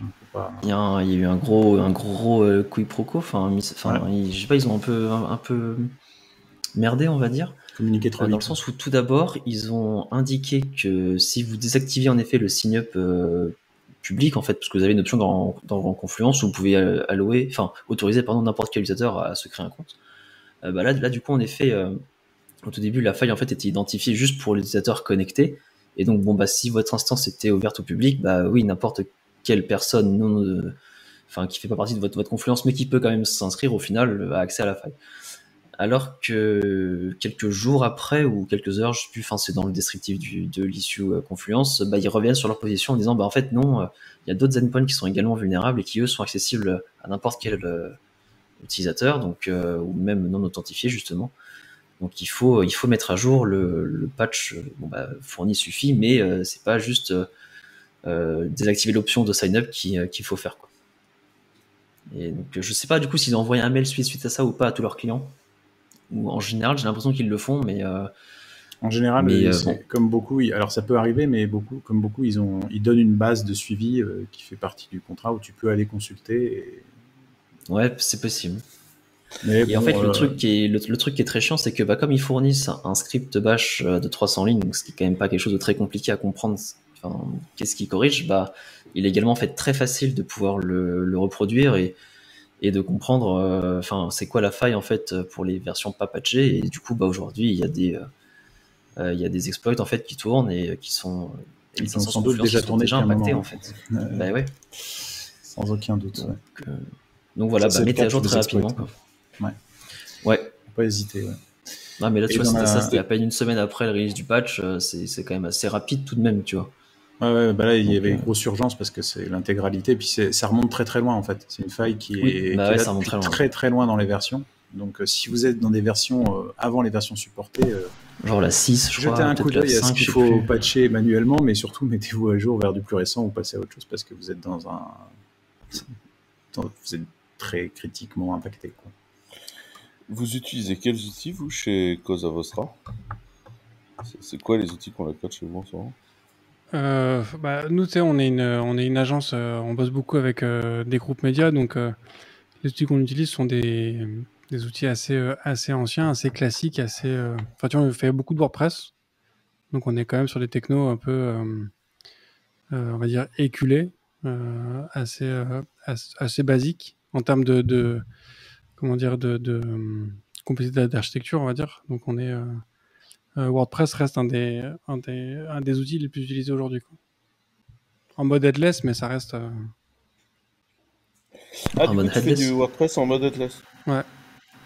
Ok, c'est-à-dire, enfin, moi je connais pas entièrement.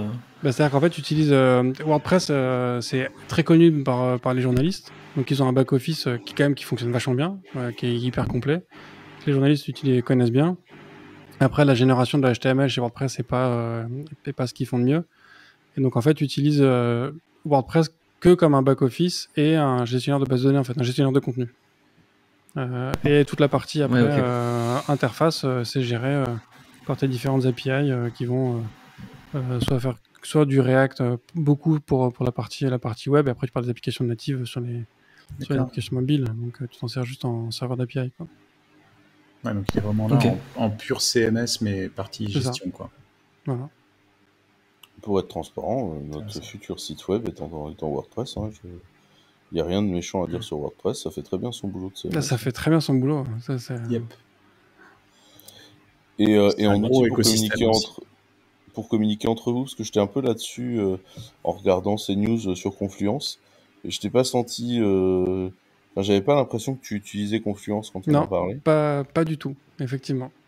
Nous non plus, mais du coup, c'est quoi, vous, vos outils de synchronisation? Pour communiquer entre nous, tu veux dire? Ouais. Encore une toute petite boîte, on utilise beaucoup Slack, le mail.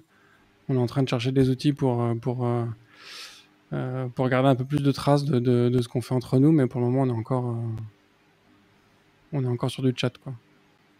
Après, c'est un créneau aussi assez différent parce que Confluence, c'est pas tant un outil de communication qu'un outil de knowledge base ou de choses comme ça. En général, ça vient en complément d'un outil de communication. Même chez Atlassian, qui Nommé fait Jira. Confluence, ils ont plutôt HipChat, ou ils avaient HipChat. Ouais, et non, maintenant, je troll. ils ont, comment ça s'appelle c'était Stripe qu'ils avaient lancé l'année dernière. Je sais pas ce que ça a donné, mais voilà, qui était une sorte de Slack-like. Et Jira, après, c'est du issue tracking, tout simplement. Ouais, je sais. Après, il y a des gens comme ils passent leur vie dans Jira au final. Ah, c'est ça. Mais il n'y a pas de chat. Il n'y a pas de channel. Mais oui, c'était bien Atlassian qui avait racheté HipChat. Ah ouais. Il y avait des trucs bien dans HipChat. Je pense que de... Et donc après on a encore un autre lien lié un peu aussi à un problème de traversal, mais un peu différent, qui est lié à des problèmes, si j'ai bien compris, de Jupyter Notebook, un truc comme ça, enfin plutôt d'une feature qui a été rajoutée pour permettre de visualiser les données dans des Jupyter Notebook sur Cosmos DB, qui est donc la DB multimodèle qui existe. Bon, je crois qu'elle a été évoquée dans la dernière itération du podcast. qui est chez Azure, chez Microsoft Azure. Tu veux en parler, Arnaud ou... Alors j'avoue, moi j'avais mis le lien parce que j'avais vu passer le truc, mais j'avoue, je sais pas exactement ce qu'est Cosmos DB, puis comme j'ai pas eu le temps d'écouter le dernier podcast, forcément. Bah, Mais en quand, tout quand cas, tu fais un diff en fait de toutes les, tu sais, les bases NoSQL, en fait, Ouais. Cosmos DB chez Azure, elle rentre dans presque toutes les cases. C'est une base graph, une base document, une base machin, parce qu'en fait, elle est C'est une base multimodèle en fait. ouais. C'est ça. Un peu comme Orient, tu vois. Ok, ouais, donc elle est distribuée, etc. Ouais. Bah, en fait, à la base, c'est un key value distribué, tu vois, et avec un modèle d'exécution qui leur permet après de s'être refait, si tu veux, et un modèle d'intégration qui leur permet d'exécuter différents modèles dessus, quoi. C'est ça. Bah, du coup, en effet, Microsoft a été mis au courant, ou en tout cas, ils ont découvert qu'il y avait un problème en fait dans dans cette Cosmos DB justement, qui exposait les bases de données, parce qu'a priori dans cette grosse Cosmos DB, il y avait toutes les bases de données de leurs clients en fait, de ce que j'en comprends de l'archi. C'est une grosse base multi-tenant en fait. Voilà, c'est ça. Et du coup, en fait, a priori, n'importe qui pouvait aller lire n'importe quelle base de données sur le cluster. Vous pouviez aller voir les bases de données de grosses entreprises. Je crois qu'ils citent comme Alors, Coca-Cola, je vais peut-être dire une bêtise, Mercedes-Benz. mais je crois que c'est pas aussi direct. Mais par contre, c'est presque plus risqué. C'est qu'en fait, ça donnait accès aux clés primaires des gens. Oui, c'est ça. Ce qu'ils disent donc du coup, ce qui te donnait ensuite accès à. Et c'est pas d'un coup tu voyais les bases des autres, mais quand même. Oui, mais non, bien sûr, mais ce qu'ils disent dans l'article, ils disent que n'importe quel utilisateur à distance pouvait prendre le contrôle des bases de données des utilisateurs en leur donnant, en se donnant des privilèges full admin, quoi. C'est ça. Sans autorisation supplémentaire que quelqu'un doit valider ou quoi. Donc, bon, on peut quand même dire, globalement, tu peux aller voir à peu près tout le monde. Et donc Microsoft a été donc mis au courant, et alors ils décrivent un peu pourquoi c'est arrivé. Donc en effet, ça part apparemment d'une feature Jupyter Notebook qui est activée par défaut, et donc du coup qui permet en fait aux utilisateurs de visualiser la donnée de leur base de données. Et donc du coup ils ont envoyé en fait un mail à pas mal de tous leurs clients en fait pour leur indiquer mettez à jour vos clés d'accès, etc. Parce que je sais pas si elles ont été révoquées automatiquement. Il me semble que j'avais vu ça. En tout cas, non, même pas. Non. En tout cas, sinon tu as pété 2000 trucs, quoi. Ouais, c'est vrai. Et le conseil, donc si le conseil, si vous en utilisez, c'est justement de régénérer et de reconfigurer ces clés partout où vous pouvez, parce que c'est nécessaire. Parce que ça a été patché derrière, mais du coup, les clés ont potentiellement sont parties dans la nature, quoi.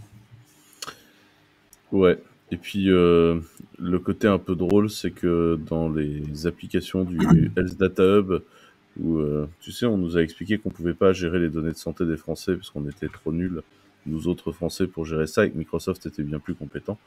Le Health Data Hub utilise massivement Cosmos DB. Et des Jupyter. Voilà. Cosmos et Jupyter dans l'espace. J'ai fait mon troll. Je suis content. Bon, après, à la différence... la première fois de cet épisode. à la différence près de Confluence, où là, par exemple, Confluence, il y avait déjà des exploits en effet qui tournaient et qui étaient déjà utilisés contre des instances live. Là, pour le coup, Microsoft a indiqué n'avoir connaissance d'aucune utilisation frauduleuse de ce problème de sécurité. Donc, voilà. Ouais, vu que l'utilisation frauduleuse n'est pas détectable, vu la modèle de la faille, voilà, quoi. Ils n'en ont pas connaissance. Ouais. C'est ça, ils n'en ont pas connaissance. Donc, en continuant sur Microsoft pour le coup, et un des aspects de la sécurité, on parlait tout à l'heure de WireGuard, et donc il y a une feature intéressante, mais je crois qu'on l'avait légèrement évoqué précédemment dans un épisode kernel, c'est que il y a un portage de WireGuard dans le kernel Windows, donc, quelque chose qui va s'appeler WireGuard NT. Et c'est pas inintéressant, parce que je pense que justement quand on essaye de faire du WireGuard avec des clients, quand je dis les clients, des tiers, c'est quand même intéressant que ce soit de plus en plus répandu, et le fait que ce soit aussi disponible dans le kernel Windows au fur et à mesure va faire qu'on va peut-être sortir de IPsec et autres joyeusetés. Alors après, tu pouvais déjà faire du WireGuard sur Windows, en mode userland, du coup. Moi, j'ai déjà utilisé, par exemple, ça se passe très bien.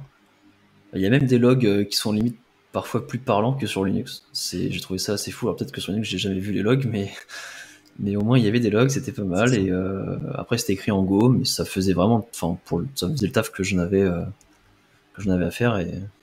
Et c'est cool en effet de le voir arriver dans le kernel. Donc si vous êtes un peu avant-gardiste, vous avez moyen de télécharger directement le driver qu'ils fournissent en fait, parce que c'est un driver installé forcément, et donc il y a potentiellement des bugs, il peut y avoir des blue screen of death, si c'est encore ça comme ça qu'on appelle ça sur Windows, mais bon bah voilà, c'est du développement, mais au moins c'est fun à tester, je pense. Ça s'active par registre évidemment puisqu'on est sous Windows. Ouais, je sais pas. C'est ce qui est. Je ne l'ai pas testé non plus, mais c'est ce qui est marqué dans l'article. Je n'ai pas encore testé ça. Donc du coup, vous pourrez maintenant mettre des clients Windows dans votre réseau et ce sera beaucoup plus rapide a priori, parce que l'intérêt en fait d'avoir un driver directement dans le système, c'est que vous évitiez trop de context switch entre le kernel et le userland dans la partie réception des données et des chiffrements. Parce que quand vous avez votre VPN en fait en mode userland, comme c'était le cas avec le logiciel en Go avant, le kernel en fait reçoit les paquets de données, il les transmet en userland, donc un context switch, au programme en Go qui déchiffre tout, qui ensuite refile ça peut-être au kernel pour envoyer la réponse, etc. Enfin, ça prend beaucoup de temps CPU. Et du coup, l'avoir directement dans le kernel vous permet d'avoir des meilleurs perfs et peut-être une meilleure sécurité à la fin, parce que là, ça utilisera du coup les API Windows dédiés à ça, donc ce sera cool. Et puis par ailleurs, en termes de shipping aussi, ce qui est intéressant, c'est que le fait que ce soit lié au kernel, ça pave peut-être le chemin pour que ce soit par défaut sur tous les Windows serveurs in fine. Ce qui fait que. Alors après, ouais. C'est là que ça peut être intéressant. Windows l'intègre en natif.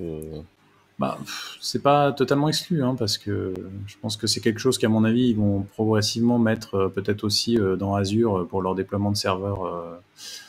Je pense que c'est pas anodin que ça commence à s'intégrer. Je peux me tromper complètement. Là, c'est la team WireGuard qui fait tout le boulot. Il n'y a personne de chez Microsoft dans cette histoire. Ouais, après, au final, WireGuard, pareil pour Linux, ça a commencé de la part quasiment d'une seule personne, rejoint et autres. Donc, c'est pas le même modèle, évidemment. D'un côté, tu as une boîte payante et de l'autre, tu as une. Enfin, qui est un peu payant, après, et de l'autre. Après, il y a quand même une grande entreprise dans le fait qu'il y a énormément de soft d'entreprises qui ont encore tous les trucs de configuration, de machin, de bidule, de toutes les autres alternatives de VPN existantes. Il va y avoir une résistance de ce côté-là. Mais en tout cas, c'est pas inintéressant que ça existe et que ça descende à un niveau plus bas, quoi. Après, Quentin, c'est pas la première fois que Windows rachète un truc et qu'il laisse les devs d'origine faire tout le portage et qu'ils se mêlent pas du truc. Enfin, ça avait été le cas pour Skype, notamment. Ils ont laissé les mecs tout refaire et s'adapter à leur environnement. En mode, vous vous démerdez, maintenant vous êtes à nous, mais vous vous démerdez, quoi. Oui, mais là, c'est un projet open source, quoi. Il n'y a pas à acheter, quoi. Là, ils ont rien à racheter, a priori. Non, et du coup, est-ce que vous savez si c'est disponible sur Mac WireGuard en fait ou pas? Je ne sais pas. Pas en natif, avec un client userland, quoi. Ok. Mais en client userland, ça marche hyper bien. Je l'ai depuis des années, je m'en sers tout le temps et ça marche hyper bien en client userland. Mais t'as pas de kernel extension à ma connaissance. Après, j'ai peut-être une connerie, mais à ma connaissance, il n'y a pas de kernel extension. Il faudrait quelqu'un qui a envie de se taper. On va faire en BSD. Il faut voir si ça existe dans un des autres BSD. Mais là, j'ai pas l'info. Je parlais, j'étais mute, mais oui, sur BSD, il y a déjà un portage qui est en cours ou qui a déjà été fait en fait, et il est déjà potentiellement inclus dans, je sais pas, dans les releases BSD. Enfin, je sais pas comment ça marche, mais voilà, ouais. Yep. Et ben en fait, il y a une version OpenBSD, FreeBSD, je sais pas. Et toi, Bruno, t'en as déjà entendu parler de WireGuard ou de Pas du tout. C'est pas trop ta cam? Non. Okay. C'est peut-être l'occasion de réexpliquer ce que WireGuard en fait. Alors on l'a fait tout à l'heure, mais on peut le faire une deuxième fois s'il y en a qui nous rejoignent, oui en effet. Non. Il y a les timecodes YouTube, on sait pas. Hein.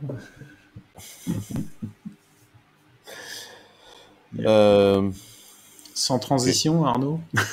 Je vais faire mon premier sans transition. Allez, voilà, il y a pas... Je sais pas quoi dire. En parlant de kernel Linux... Oui, en effet. Si. Alors, c'est un on lien parlait qui de date un kernel peu... Windows, donc bon. Oui, exactement. En parlant de kernel tout court, hein. Voilà. Ouais, c'est un lien alors qui date un peu, enfin, de début de l'année, je crois, avril. Il me semble pas qu'on en ait parlé ici. En tout cas, il a repopé sur notre Slack, donc j'ai envie de dire que non. Mais c'est un article de WN.net qui est un site de news, on va dire, plus ou moins, enfin très orienté kernel quand même, kernel Linux, et qui explique en fait qu'une des features qui était intéressante ces dernières années, qui s'appelle SO Reuse Port, que je vais expliquer juste après, a en fait quelques problèmes dans sa conception et dans sa gestion de ce qu'elle gère en fait. Il faut que j'explique quoi maintenant. Mais globalement, quand vous avez en fait un serveur web et que vous voulez faire en sorte qu'il écoute, enfin que plusieurs des processus de serveur web, imaginons, écoutent sur le même port, bah, vous devez donner une option particulière en fait à votre système pour lui dire bah vas-y autorise en fait ce programme-là à écouter sur plusieurs ports, parce que de base vous ne pouvez pas avoir deux programmes qui écoutent sur le même port, ou en tout cas deux process de ce même programme ou de thread ou n'importe. Et du coup est arrivé l'option SO Reuse Port qui permet en fait de dire bon bah ce programme-là il peut écouter sur plusieurs avec plusieurs process sur le même port, et ce qui permet en fait bah du coup à plusieurs process de gérer les différentes connexions qui arrivent de manière a priori plus scalable en fait, parce que du coup vous pouvez avoir 10 process, imaginons, qui gèrent toutes vos connexions plutôt qu'un seul et qui peut galérer un peu quoi.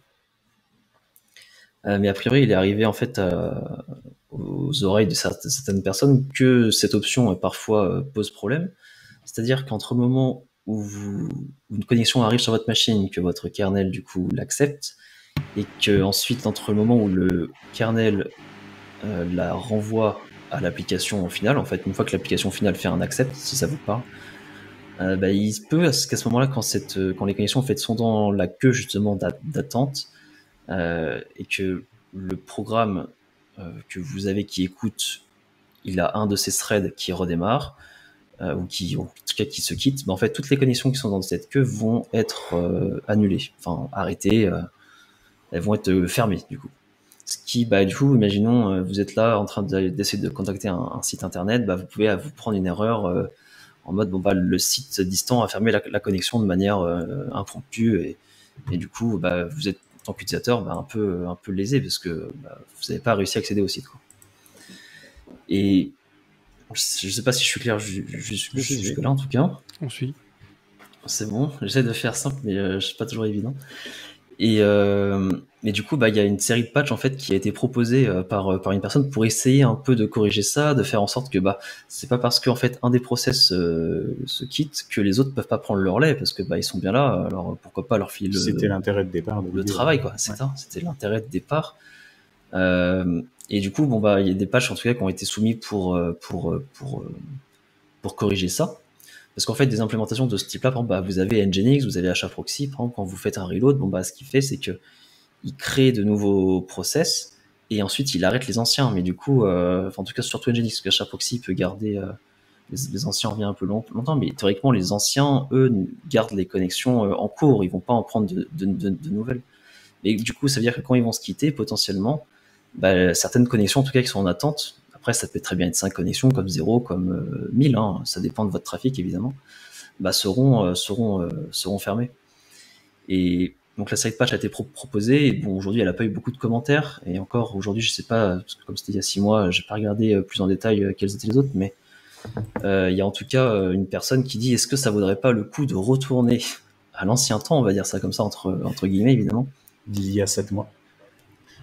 Oui, enfin même encore avant, avant que SO Reuse Port arrive, et qu'en fait vous avez un seul process qui gère justement l'acceptation, le fait d'accepter les nouvelles connexions, et ensuite lui il les redonne aux différents à d'autres threads en fait derrière, mais il fait juste un passe-plat en fait. C'est un dispatch.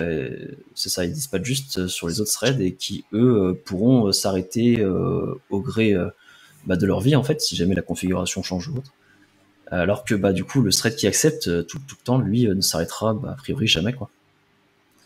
Donc voilà, moi j'ai trouvé ça intéressant parce que je pensais que c'était un truc qui était réglé, mais comme souvent le réseau nous apporte son lot de surprises et que il y a toujours des petits trucs un peu bizarres qui traînent ou des petits bugs qui traînent à droite à gauche qui Le arrivent fait qu'on quelques se années pose après, cette quoi. question, finalement, ça annule un peu l'intérêt du reuse sport, quoi, en fait. Finalement, on fait pas Oui, fait pas de reuse. Si t'as plus qu'un seul thread qui le fait, finalement, t'as assez peu d'intérêt. c'est ça, Pas t'as beaucoup plus besoin de priorité, reuse, quoi. Ouais. Et là, moi j'avoue que j'ai toujours connu quasiment le SO reuse sport et récemment je regardais alors c'était quoi? C'était Jetty avec Java, je crois. Et il y a toute une configuration qu'on peut avoir entre les TLS acceptors et les TLS handlers, un truc comme ça, pour des connexions TLS par exemple. Et j'avais trouvé ça assez marrant, en effet, le fait qu'il y a des process qui soient dédiés à accepter les connexions et après ils les passent à ceux qui vont, qui vont les gérer. Et ouais, on a l'impression qu'on revient un peu vers ce modèle-là, alors qu'aujourd'hui on était plus en mode on spawn X process qui chacun accepteront les connexions, quoi. Donc je trouve ça un peu marrant qu'on puisse revenir en arrière sur ce genre de choses, quoi. Et que Parce si que vous avez parfois l'automagique, pris ça des... déconne. Comment? C'est parce que l'automagique, ça déconne souvent. Ouais, c'est possible. Parce que c'est pas magique. Là, c'est ça, c'est pas magique. Ça peut toujours échouer et voilà, quoi. Mais ça, Donc, globalement, en tant que personne, il y a quand même très peu de chances que ça vous arrive ou que ça se pose de vrais problèmes. Mais aujourd'hui, comme on pousse en production de plus en plus de changements, qu'on a de plus en plus de changements de configuration, etc., forcément, ce genre de cas peut arriver de plus en plus fréquemment, quoi, également. Donc, vous pouvez avoir des utilisateurs qui sont perdus à cause de ça. Surtout, c'est embêtant si tu as des connexions de streaming ou si tu streams des vidéos. Par exemple, comme dans PeerTube. Ouais, après qu'une connexion se ferme, et merde, à un moment, c'est logique, mais c'est juste là, c'est à la première établissement de la connexion, tu vois. Mais désolé, je t'ai un peu cassé ta transition, mais... Du coup, je vais poser une question à... Quentin va ramener un truc au milieu, du coup, la transition sera foutue. Je vais poser une question à... C'est pas grave. Non, mais en fait, une des questions pour Bruno, c'est de dire... ça, par exemple, c'est un truc qui est assez low level. Donc ça prouve que nous, c'est un problème qu'on a au quotidien, parce qu'on doit gérer beaucoup de connexions avec beaucoup de process, et du coup, souvent, on se pose des questions à ce niveau-là, et voilà. Et toi, j'imagine que c'est pas du tout des questions que tu poses en général, c'est pas l'écosystème, savoir ce que fout l'écosystème Linux à l'intérieur de sa gestion de connexion, je suppose que c'est pas un problème. C'est quand même des informations qui te sont utiles, ou en fait, vraiment, c'est pas du tout un problème pour toi. Alors, en général, si savoir ce qui se passe côté OS, côté serveur, c'est des choses qui sont quand même utiles en tant que dev. Ce que je vois en fait souvent plus avec l'expérience, c'est, tu vois, par exemple, là, cette histoire de reuse port, en fait, je me dis que ça correspond à des use cases qui sont assez peu fréquents pour la majorité des boîtes. Et en fait, pour beaucoup de devs, c'est des questions qu'on n'a pas vraiment à se poser. Tu sais ce que je veux dire, là, d'avoir une connexion un thread qui se ferme au moment où tu as trop de connexions qui sont là et que du coup tu perds les connexions. En fait, pour la majorité des boîtes, tu vas perdre en fait deux users qui sont en fait, tu vois, c'est un peu ridicule en termes voilà, de nombre. C'est des questions qui sont, c'est un peu l'artillerie lourde pour bouger un cure-dent, quoi. Je pense que ça dépend beaucoup du design du soft, si tu veux. Parce que si tu as des softs qui, justement, ont basé tout là-dessus en prenant plein de connexions sur un thread et en disant c'est pas grave parce que c'est comme il y a du reuse, ça va peut-être basculer sur l'autre et se baser là-dessus et finalement ça fonctionne pas. Ouais, là, je pense que tu l'as t'es un peu à côté de la plaque. Mais c'est vrai qu'en constatant, moi, je pensais à Nginx & Co. Et Nginx, à ma connaissance, il est en mode avec. Il a un thread qui fait l'accept et du dispatch, non? J'avais un doute là-dessus. Ah, peut-être. Alors, peut-être que je me trompe sur ça. Mais j'avais vu en même temps, j'ai jamais vraiment étudié ça, donc peut-être pas du tout. J'avais cette impression qu'il y avait un thread principal qui passait le truc derrière.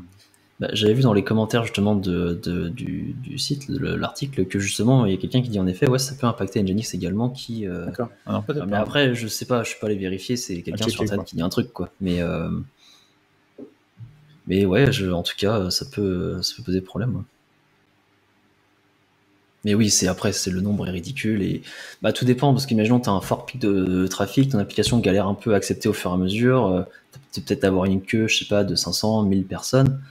Et là, boum, tu pushes un changement de configuration pour mieux gérer peut-être ton trafic. Bon, bah, tu perds 1000 personnes qui auraient peut-être été acceptées dans 5 à 10 secondes. Bon, ils auraient quand même attendu un peu, mais au moins, ils auraient été acceptés à un moment. Alors que là, bah, ils se prennent une erreur. En plus, les erreurs de browser sur ce genre de choses, c'est toujours moche, quoi. La connexion a été interrompue. En tant que néophyte, tu comprends pas toujours ce que ça veut dire. Après, moi, je rejoins Bruno sur un point, c'est que souvent, tu auras un autre serveur qui va reprendre ça. C'est-à-dire que ton serveur, il va dire je réponds pas, ben, tu vas balancer sur un autre qui va prendre. Ouais, bien sûr. En tout cas, si dans le scénario sur HTTP, si t'es pas sur un stream où tu interromps un flux end-to-end, si tu veux, où à la limite le user est vraiment linké à une machine particulière, bah, ça va juste balancer sur autre chose et puis qui pourra sans doute traiter ta requête, enfin, dans le meilleur des cas. Et puis, tu évoquais les erreurs de browser qui sont moches, ce qui est vrai. Mais aujourd'hui, tu es de plus en plus sur des sites en fait, qui sont en Ajax ou des trucs équivalents. Et du coup, en fait, tu vas pas charger une page complète d'un coup, donc ça va pas te faire une erreur serveur. Si tu fais ça bien de ton côté, tu as juste t'as un truc d'erreur qui apparaît ou tu as un truc un petit peu long à charger. Mais tu vois, en fait, t'as pas de... C'est les WebSockets, c'est pas sûr. T'as pas un truc si moche que ça, quoi. Donc Ouais, j'avais plus en tête, ouais, en effet, juste quand c'est la première connexion au site. Parce qu'après, c'est vrai que bon, c'est plus. Mais tu vois, tu réduis encore la probabilité que, oui, tout à fait, que ça impacte réellement. Puis après, t'as le keep alive, etc. Oui, en effet, oui, c'est très vrai. Ouais. Mais c'est parce que nous, quand on prend beaucoup de code dans la tronche, en fait, la petite proportionnalité, ça nous gonfle. Enfin, ça gonfle nos clients, en fait. Mais effectivement, je pense que dans ce genre de cas, en fait, c'est des sujets qui sont plus loin de toi. Je vais peut-être dire une connerie, mais si je me souviens bien, Cosa Vostra, vous étiez une boîte qui avait des bureaux dans plusieurs endroits. Il me semblait que vous aviez fait une aventure londonienne. On est à Paris, Bordeaux, Tunis et Londres. Et la question que je voulais te poser là-dessus, qui est pas du tout liée du coup à nos points, c'est donc toi, tu fais directeur des opérations, c'est-à-dire qu'à la base, tu es développeur, mais directeur des opérations, c'est un poste qui est plus large. Ouais. Le moment Covid qu'on vient de vivre, ça fait 18 mois, donc on n'est pas juste dans le premier confinement où globalement on a arrêté, tout le monde est chez vous, quoi. Mais on est, tu vois, là, on est dans l'opérationnel du business. Enfin, ton opérationnel du business a changé sous la contrainte, mais il a changé. Ça se passe comment pour vous? Est-ce que ça vous met en difficulté dans des territoires? En plus, sur Londres, tu tapes en plus le Brexit dans la réalité, en plus du Covid. Est-ce que tu as un feedback à nous faire là-dessus? Alors, moi, il y a un feedback que j'ai trouvé intéressant sur le Covid. On avait une situation particulière avec des bureaux à Paris, à Tunis et à Londres. Il y avait certains bureaux qui avaient l'impression que c'était à Paris que les choses se décidaient et que les autres, ils étaient là pour exécuter. Que ce soit Londres, Bordeaux ou Tunis, tu avais cette impression de le centre et les autres. Alors que on a des équipes qui sont éclatées sur tous les bureaux, il n'y a aucune équipe qui est présente sur un seul bureau, il y a des managers sur tous les bureaux, on était vraiment éclatés le plus possible. Et le Covid, ça a permis un truc, c'est qu'en fait, pendant un temps assez large, il n'y avait plus de vie de bureau, tout se faisait en ligne, tout se faisait sur Slack ou en Google Meet ou en Visio. Et du coup, en fait, ça a resserré les rangs de tout le monde parce qu'en fait, les décisions se prenaient effectivement avec tout le monde.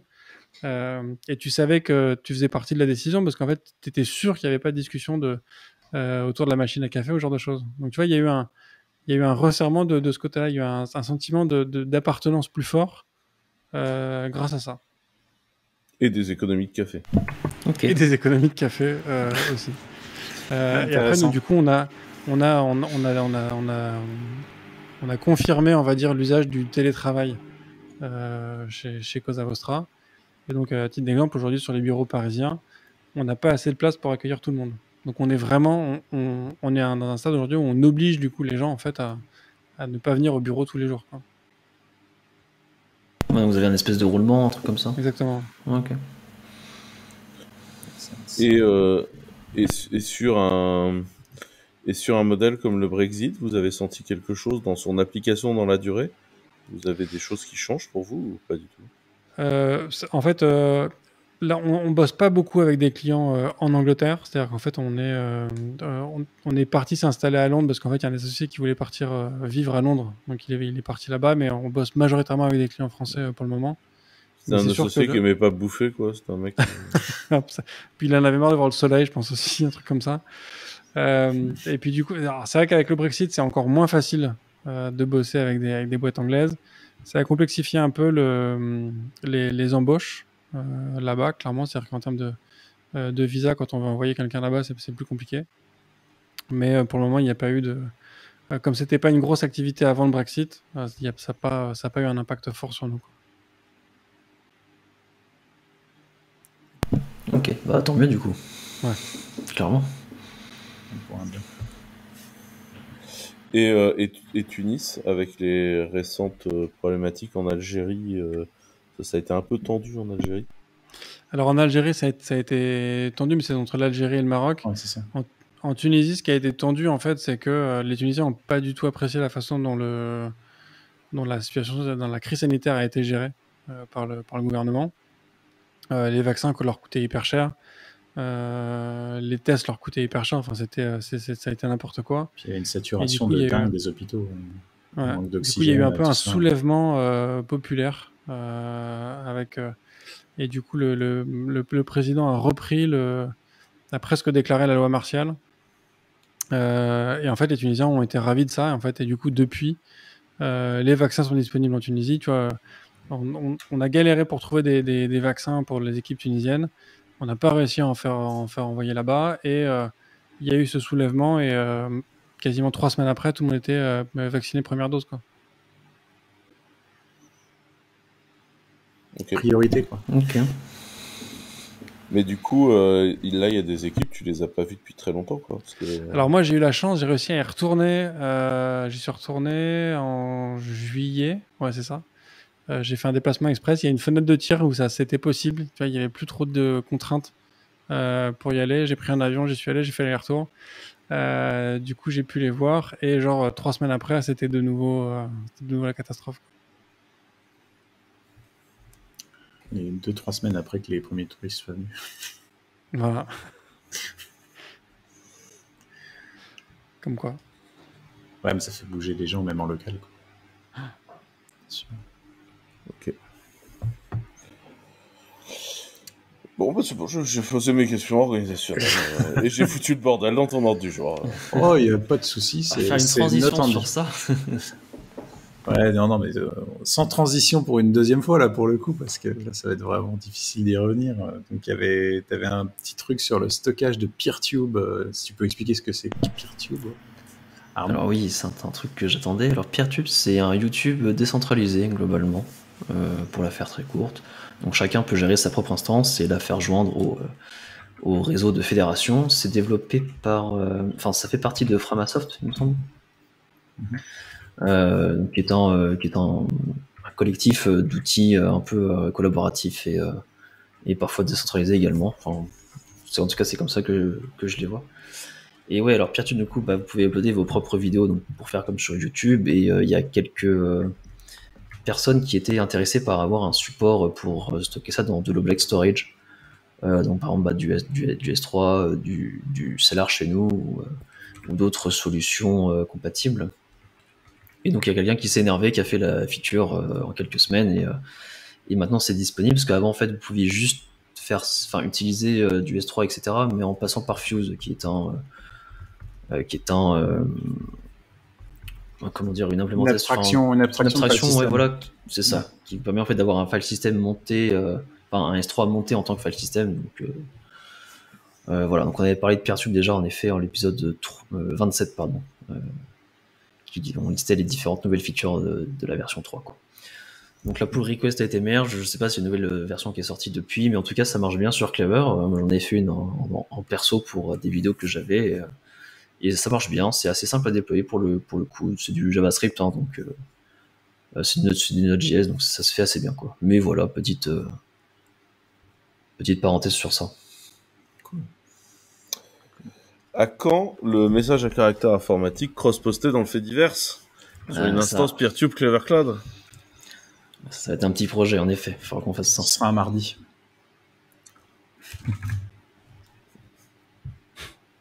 Pas répondre à ça. Quand tu es une agence de communication, comme les Cosa Vostra, aujourd'hui, l'impact, je suppose qu'on vous demande quand même beaucoup de choses liées aux réseaux sociaux. Il y a des notions d'audience.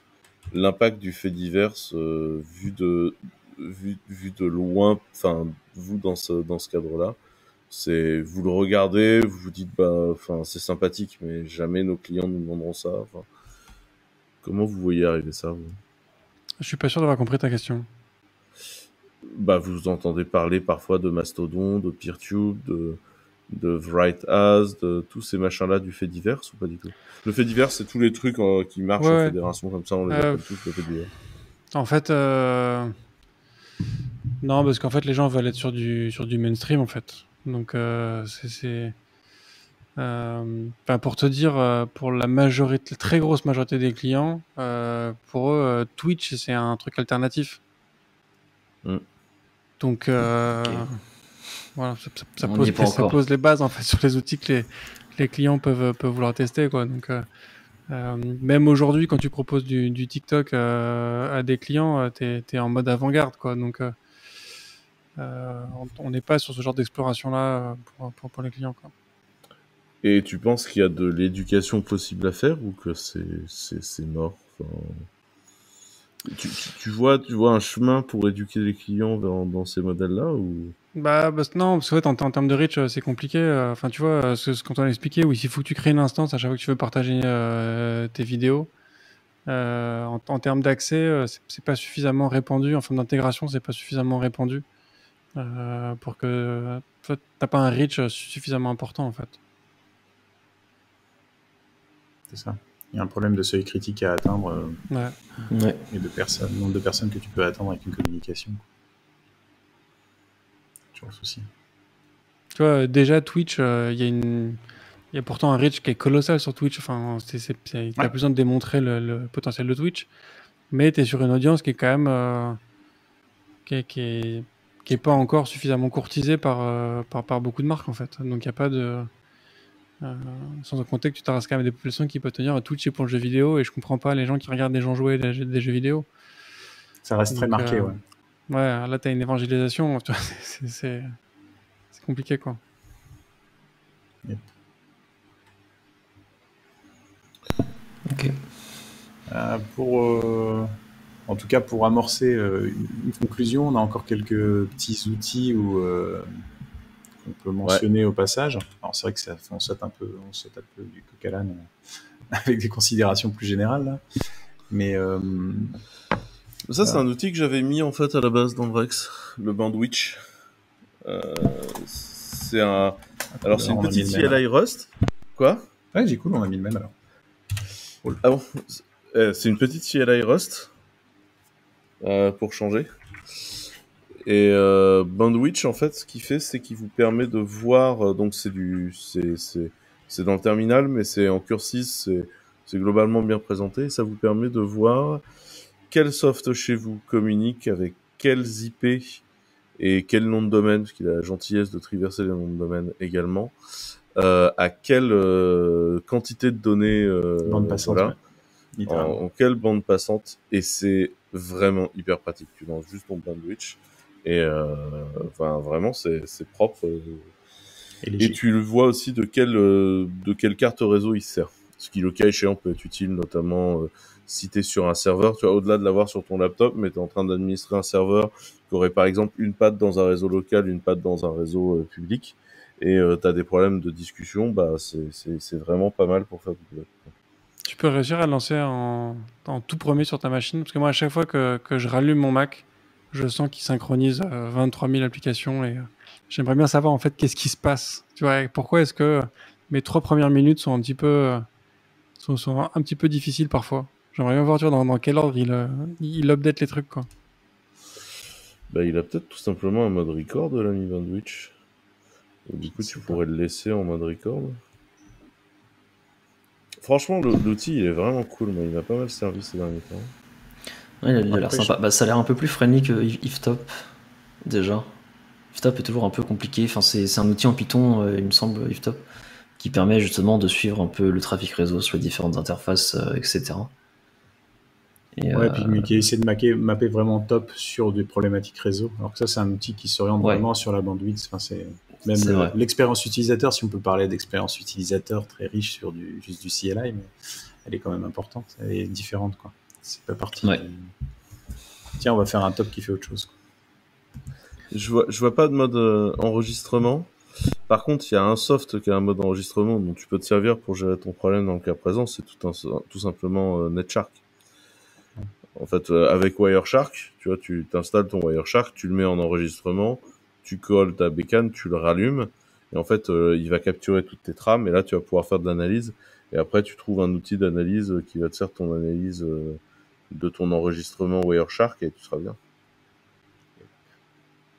Je suis en train de regarder. C'était clair. En deuxième outil, on a Grex, qui pour le coup est un petit outil qui permet de réaliser des expressions régulières sur base d'exemples. C'est-à-dire qu'on met des exemples de la chaîne qu'on veut matcher et on peut construire des expressions régulières. Alors je pense que c'est pas mal comme outil d'apprentissage au début. Et puis aussi quand on a vraiment des trucs à faire rapido à l'arrache ou à tester, c'est pas mal. Ah, c'est marrant ça. Ah, attends, j'aurais rêvé de cet outil il y a 4 ans, quoi. C'est assez chouette. Bon là, il y a c'est une cool, session de regarder le GIF animé qui est sur le repos GitHub, qui est pas très il a l'air sonore long. pour ceux qui nous écoutent. Mais Il a l'air long, ouais. Non, j'avoue, c'est marrant. ouais, c'est Ok. plutôt sympa comme idée.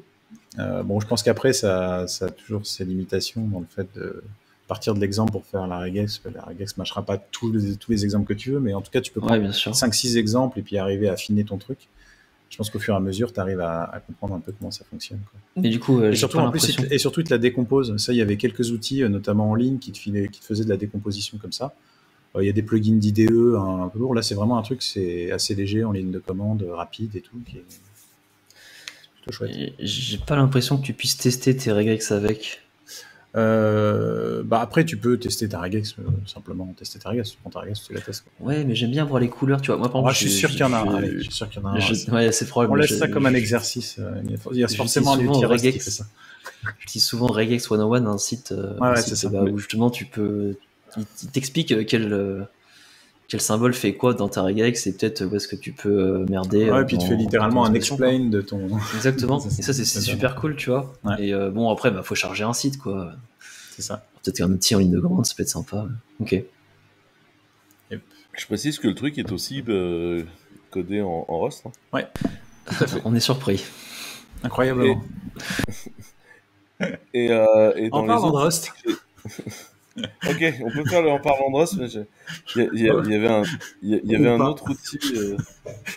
En fait, non, j'avais un autre outil de l'épisode dont on parle rarement, mais en fait, je me suis tapé beaucoup de pire ces 15 derniers jours avec des gens dans l'équipe, et comme on parle beaucoup des équipes en distanciel, et dans les outils d'IntelliJ, donc JetBrains, IntelliJ, WebStorm, etc., tous ces outils-là qui sont des très bons outils, donc si vous parlez à Hubert Sablonnière de WebStorm, il vous dira combien pour coder du web. WebStorm est un excellent IDE. Et globalement, la plupart des gens dans l'équipe de chez Clever qui font du Java Scala vont bosser dans IntelliJ. Et en fait, dans leur version pro, maintenant, ils ont une nouvelle feature qu'ils appellent... Enfin, une nouvelle feature. Ça fait quelques temps qu'ils la développent, mais maintenant, elle est bien mature, qui s'appelle Code With Me. Et Code With Me, c'est une plateforme de... Enfin, c'est un outil pour faire du pair programming. La personne à qui vous envoyez le lien est même pas obligée d'avoir quoi que ce soit d'installé sur sa machine. C'est hyper bien construit. Et ça permet de faire du pair programming, soit en suivant un développeur, soit en lançant la compilation sur le PC de la personne qui t'a invité dans le pair programming et pouvoir voir s'exécuter les tests. Tu peux être à deux à écrire chacun dans un coin du code, tout en étant en call, et du coup, quand tu es en train de régler un problème avec quelqu'un, tu peux dire, toi tu t'occupes de ça, moi je vais m'occuper de ça, et en fait tu es sur la machine de la personne qui te host. C'est fluide, ça marche hyper bien. Voilà, c'était ma recommandation en ces temps où on fait beaucoup de distanciel. Pour le pair programming, je trouve que Code With Me d'IntelliJ, c'est génial. Voilà. C'est cool. C'est pas codé en Rust, contrairement. Non, ça doit être du Java là pour le coup. Non, mais juste Kotlin. parenthèse, mais quand tu disais, Quentin, t'as besoin de rien sur ta machine, en effet, il te file un script bash à exécuter quand même, mais globalement, ça te télécharge Java. Je crois que ça te télécharge également en fait une version, une standalone de. Ouais, ça te télécharge aussi une version en fait standalone de IntelliJ. Donc, t'as même pas besoin d'avoir vraiment quoi que ce soit sur ta machine. Ouais, ça télécharge vraiment, une sorte de mini IntelliJ, c'est-à-dire la Ouais. partie, la base qui leur sert à tous leurs IDE. Pas que IntelliJ, enfin tous les autres qu'ils ont. Ça télécharge cette base-là avec les outils de communication qui permettent de visualiser et leur OpenJDK Quickie qu'ils utilisent en interne, parce qu'ils ont une version forkée d'OpenJDK pour régler des problèmes spécifiques de fonte et de machin comme ça, pour que ça ait une bonne gueule dans les IDE. qui sait que faute sur ma machine en ce moment. Mais... C'est dingue. J'en suis là, ouais. et voilà. Il faut avoir un tout petit peu de place quand même pour télécharger ça. Ça va faire quelques centaines de mégas, mais c'est pas foufou. C'est une pratique que vous avez chez Cosa Vostra ou pas du tout Non, le pair, ou... pas du tout. Moi, je sais que c'était une pratique que je trouvais pénible jusqu'à ce que les outils s'améliorent. Ouais. Et là, franchement, j'ai l'impression de voir enfin, dans la boîte, j'ai l'impression qu'on l'utilise de plus en plus. Et clairement, c'est la qualité de l'outil qui fait ça, quoi.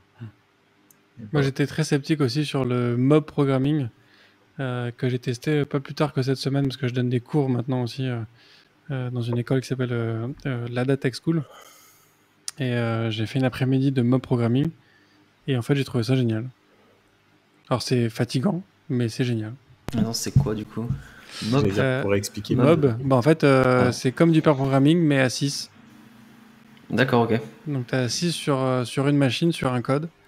Et c'est assez fun et c'est assez ouf. Ok. Mais c'est dense. Ouais, mais du coup, imagine 6 devs qui codent ensemble. Enfin, t'imagines le brouhaha que ça peut générer Et du coup, est-ce qu'il y a eu à certains moments, mais c'est vraiment intéressant. Est-ce qu'il y a eu des erreurs du coup qui ont été commises ou pas? Enfin, dans le sens, tu vois, je sais pas, des bugs. Parce que déjà à 2, voilà, t'en évites, alors à 6... Alors déjà, c'est dans un contexte de cours, donc forcément, pardon, des développeurs juniors, oui. Donc, mais effectivement, en fait, okay. on en a quasiment eu aucun à la fin, effectivement. Ok, ouais, c'est cool. Collaboratif.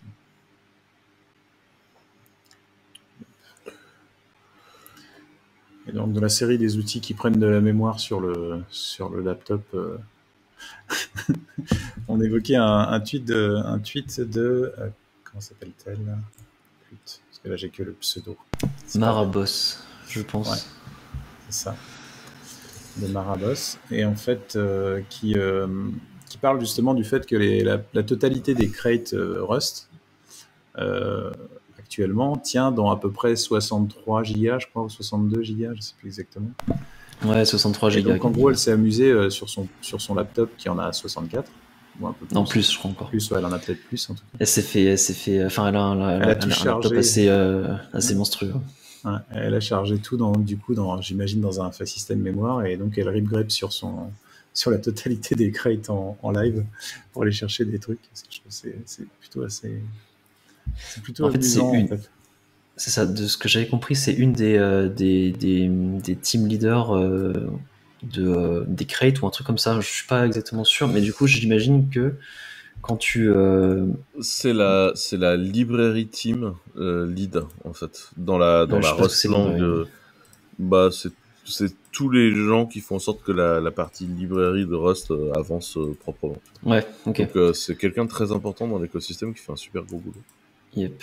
Donc des crates actuellement, il y en a à peu près 500 000 en gros, hein, donc ça commence à être un gros truc à gérer. Ouais. Et du coup, j'imagine quand t'es lead de ça, bah, parfois t'as envie de voir peut-être si un changement pète combien de crates, ou dans le sens genre combien de crates tu utilises tel truc, bah du coup ouais, faire un rip-grep sur l'entièreté de la chose dans ta RAM, ça va être assez pratique, agréable pour développer pour valider ou pas en fait si un changement doit être effectué peut-être.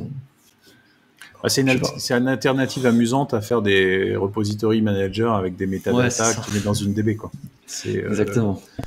C'est l'exercice qui est amusant. Après, je sais pas si elle va en faire une pratique parce que ça va augmenter au fur et à mesure. Alors peut-être que ça va suivre la loi de Moore et son laptop, mais il y a un moment où ça peut quand même devenir un peu critique. Ça va mal se mettre. Je pense que c'est le snapshot en fait surtout. Je pense pas que ce soit l'historique de la totalité des paquets. Ah ouais, probablement pas. Ouais, probablement pas. Elle dit the entirety of crates.io, almost 500,000 crate versions. Donc quasiment 500, quasiment 500 000 versions de Crate. Donc a priori, ici, c'est peut-être bien tout l'historique. Hein. Ah, Là, tu trop me diras, c'est bien. vrai qu'elle parle de version. Ouais. Ouais. Bah, du coup, je trouvais ça hyper drôle qu'on puisse mettre tout Crate sur sa machine et jouer avec, quoi. Et je me dis que pour l'instant, on pouvait pas le faire avec Maven Central. Et en fait, c'est quand même essentiellement lié au fait qu'en fait, Crate, ce que tu stockes, bah, c'est le code source. Et en fait, tu recompiles tout. En fait, la façon dont fonctionne Crate, c'est que tu downloads le code source de ta Flame dépendance, Rust. et à la fin, tu Mm. compiles tout, en fait. Yep. Bien à plat. Et donc, en fait, du coup, le code source, ça pèse pas lourd. Et Même du s'il y coup, avait que le code source de Maven Central, je pense que ça prendrait un peu plus. Pour plein d'autres raisons. Mais ouais. ouais, après, tu sais, dans chaque jar, en général, on package quand même un sacré paquet de merdier. C'est Par possible. rapport au code source. C'est possible. Yep. Après, Quentin, il y avait, tu avais mis un lien sur la Linux Hardware Database, si tu veux en parler un peu. Ouais, c'est vrai qu'on a fait beaucoup d'outils de l'épisode ce coup-ci.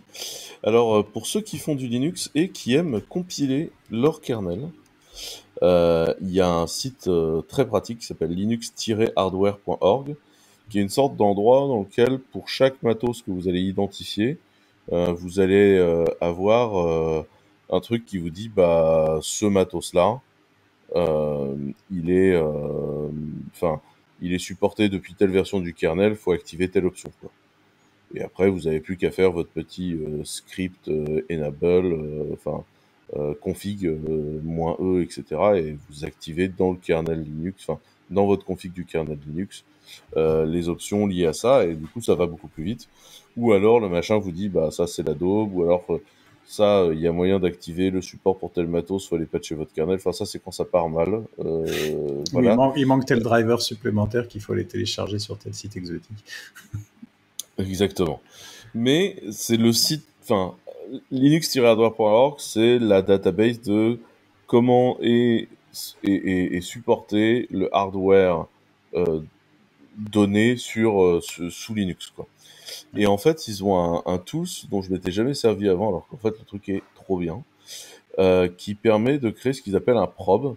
Et en fait, globalement, le probe, c'est le LS-USB, LS-PCI, le truc va juste récupérer la totalité de votre matos, en fait. Euh, il en fait un petit paquet, il l'envoie à Linux Hardware, qui du coup en fait un paquet qui dit bah c'est votre matos. Et en fait, ça vous fait une liste avec tout votre matos et les options à ajouter dans le kernel pour le matos donné, les options ajoutées dans le kernel pour que ça se passe bien. Et en fait, ça rend la configuration de votre Linux hardware vachement plus simple. Mais vraiment beaucoup plus simple. La probe en elle-même, c'est un script Perl, mais ça a été gentiment et proprement packagé sous forme de app image, de Docker, de Snap, de tout ce que vous voulez, quoi. Et j'ai trouvé ça très pratique et ça me permettait de vous parler de l'intérêt d'avoir Linux hardware qui est quand même quand on veut régler des problèmes de compile, de config de son Linux pour un hardware dédié, c'est quand même, c'est un super outil, quoi. Alors, on rappelle au passage que là, tout le monde ne recompile pas son kernel, et que souvent c'est dommage, et que la plupart des distros généralistes en fait ont des kernels qui sont compilés avec toutes les options possibles pour supporter un maximum de hardware possible. Et que du coup, on parlait de sécurité plusieurs fois dans cet épisode en termes de surface d'attaque et de potentiel de bugs ouverts alors qu'on n'en a pas besoin, c'est pas terrible, quoi. Et puis de lourdeur aussi du kernel qu'on charge à chaque fois. Donc là, en l'occurrence, ça permet d'avoir un kernel optimisé pile poil pour son matériel et diminuer la surface d'attaque. Donc c'est quand même assez intéressant. Et par ailleurs, ce site web est quand même très pratique parce que du coup, comme des gens uploadent des probes, les mettent en public en ayant nommé le laptop, ça vous permet de retrouver le laptop que vous êtes en train d'acheter et de vous poser la question de combien il va être supporté. Et par exemple, ne pas vous retrouver avec une satanée webcam qui a décidé qu'elle avait, elle, décidé de ne pas tourner sous Linux, ce qui peut devenir très pénible comme opération. Et du coup, historiquement, des cartes Wi-Fi, même si c'est moins en moins le cas. Ouais, ça peut être assez pénible aussi. Ouais.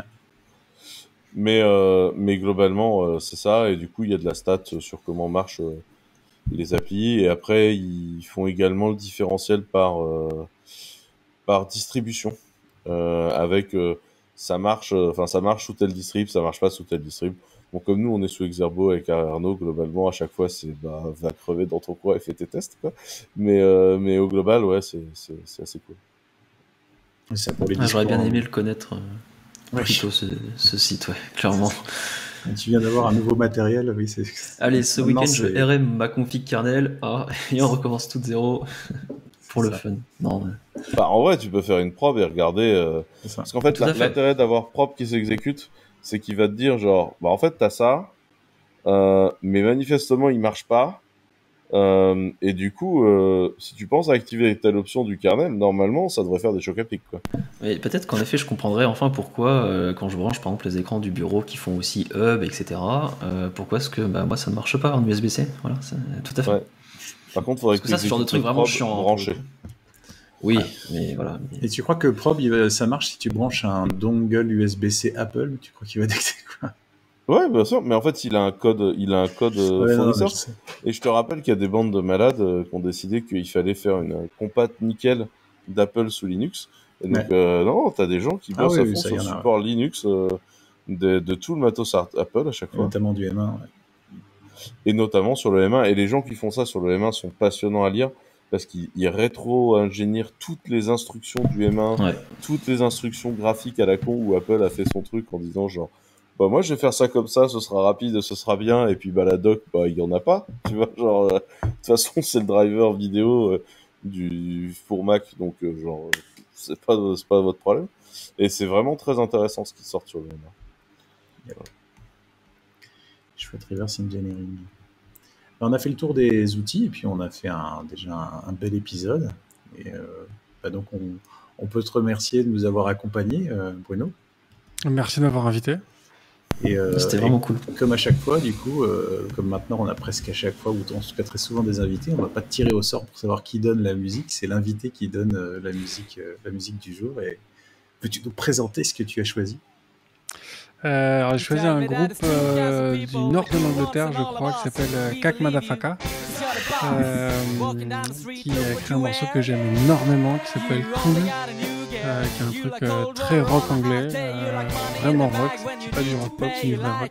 Il est vraiment fun, il est vraiment agréable, ça a été une source d'inspiration pour mon générique de mon podcast. C'est un morceau qui me fout toujours la patate, que j'aime beaucoup. C'est bon, hein. C'est clair. Écoutez l'intro parce qu'on n'aura pas en entier, puis après enchaîner avec il y aura un générique équivalent. Exactement. Alors, la musique commence au bout de 5 secondes, je crois que je me suis fait avoir. J'ai monté le son. On décalera. Mais ouais. Non, c'est Merci. ok, c'est sympa. Et ben, merci à tous de nous avoir écoutés et à bientôt. Bisous. Merci. Salut. À bientôt.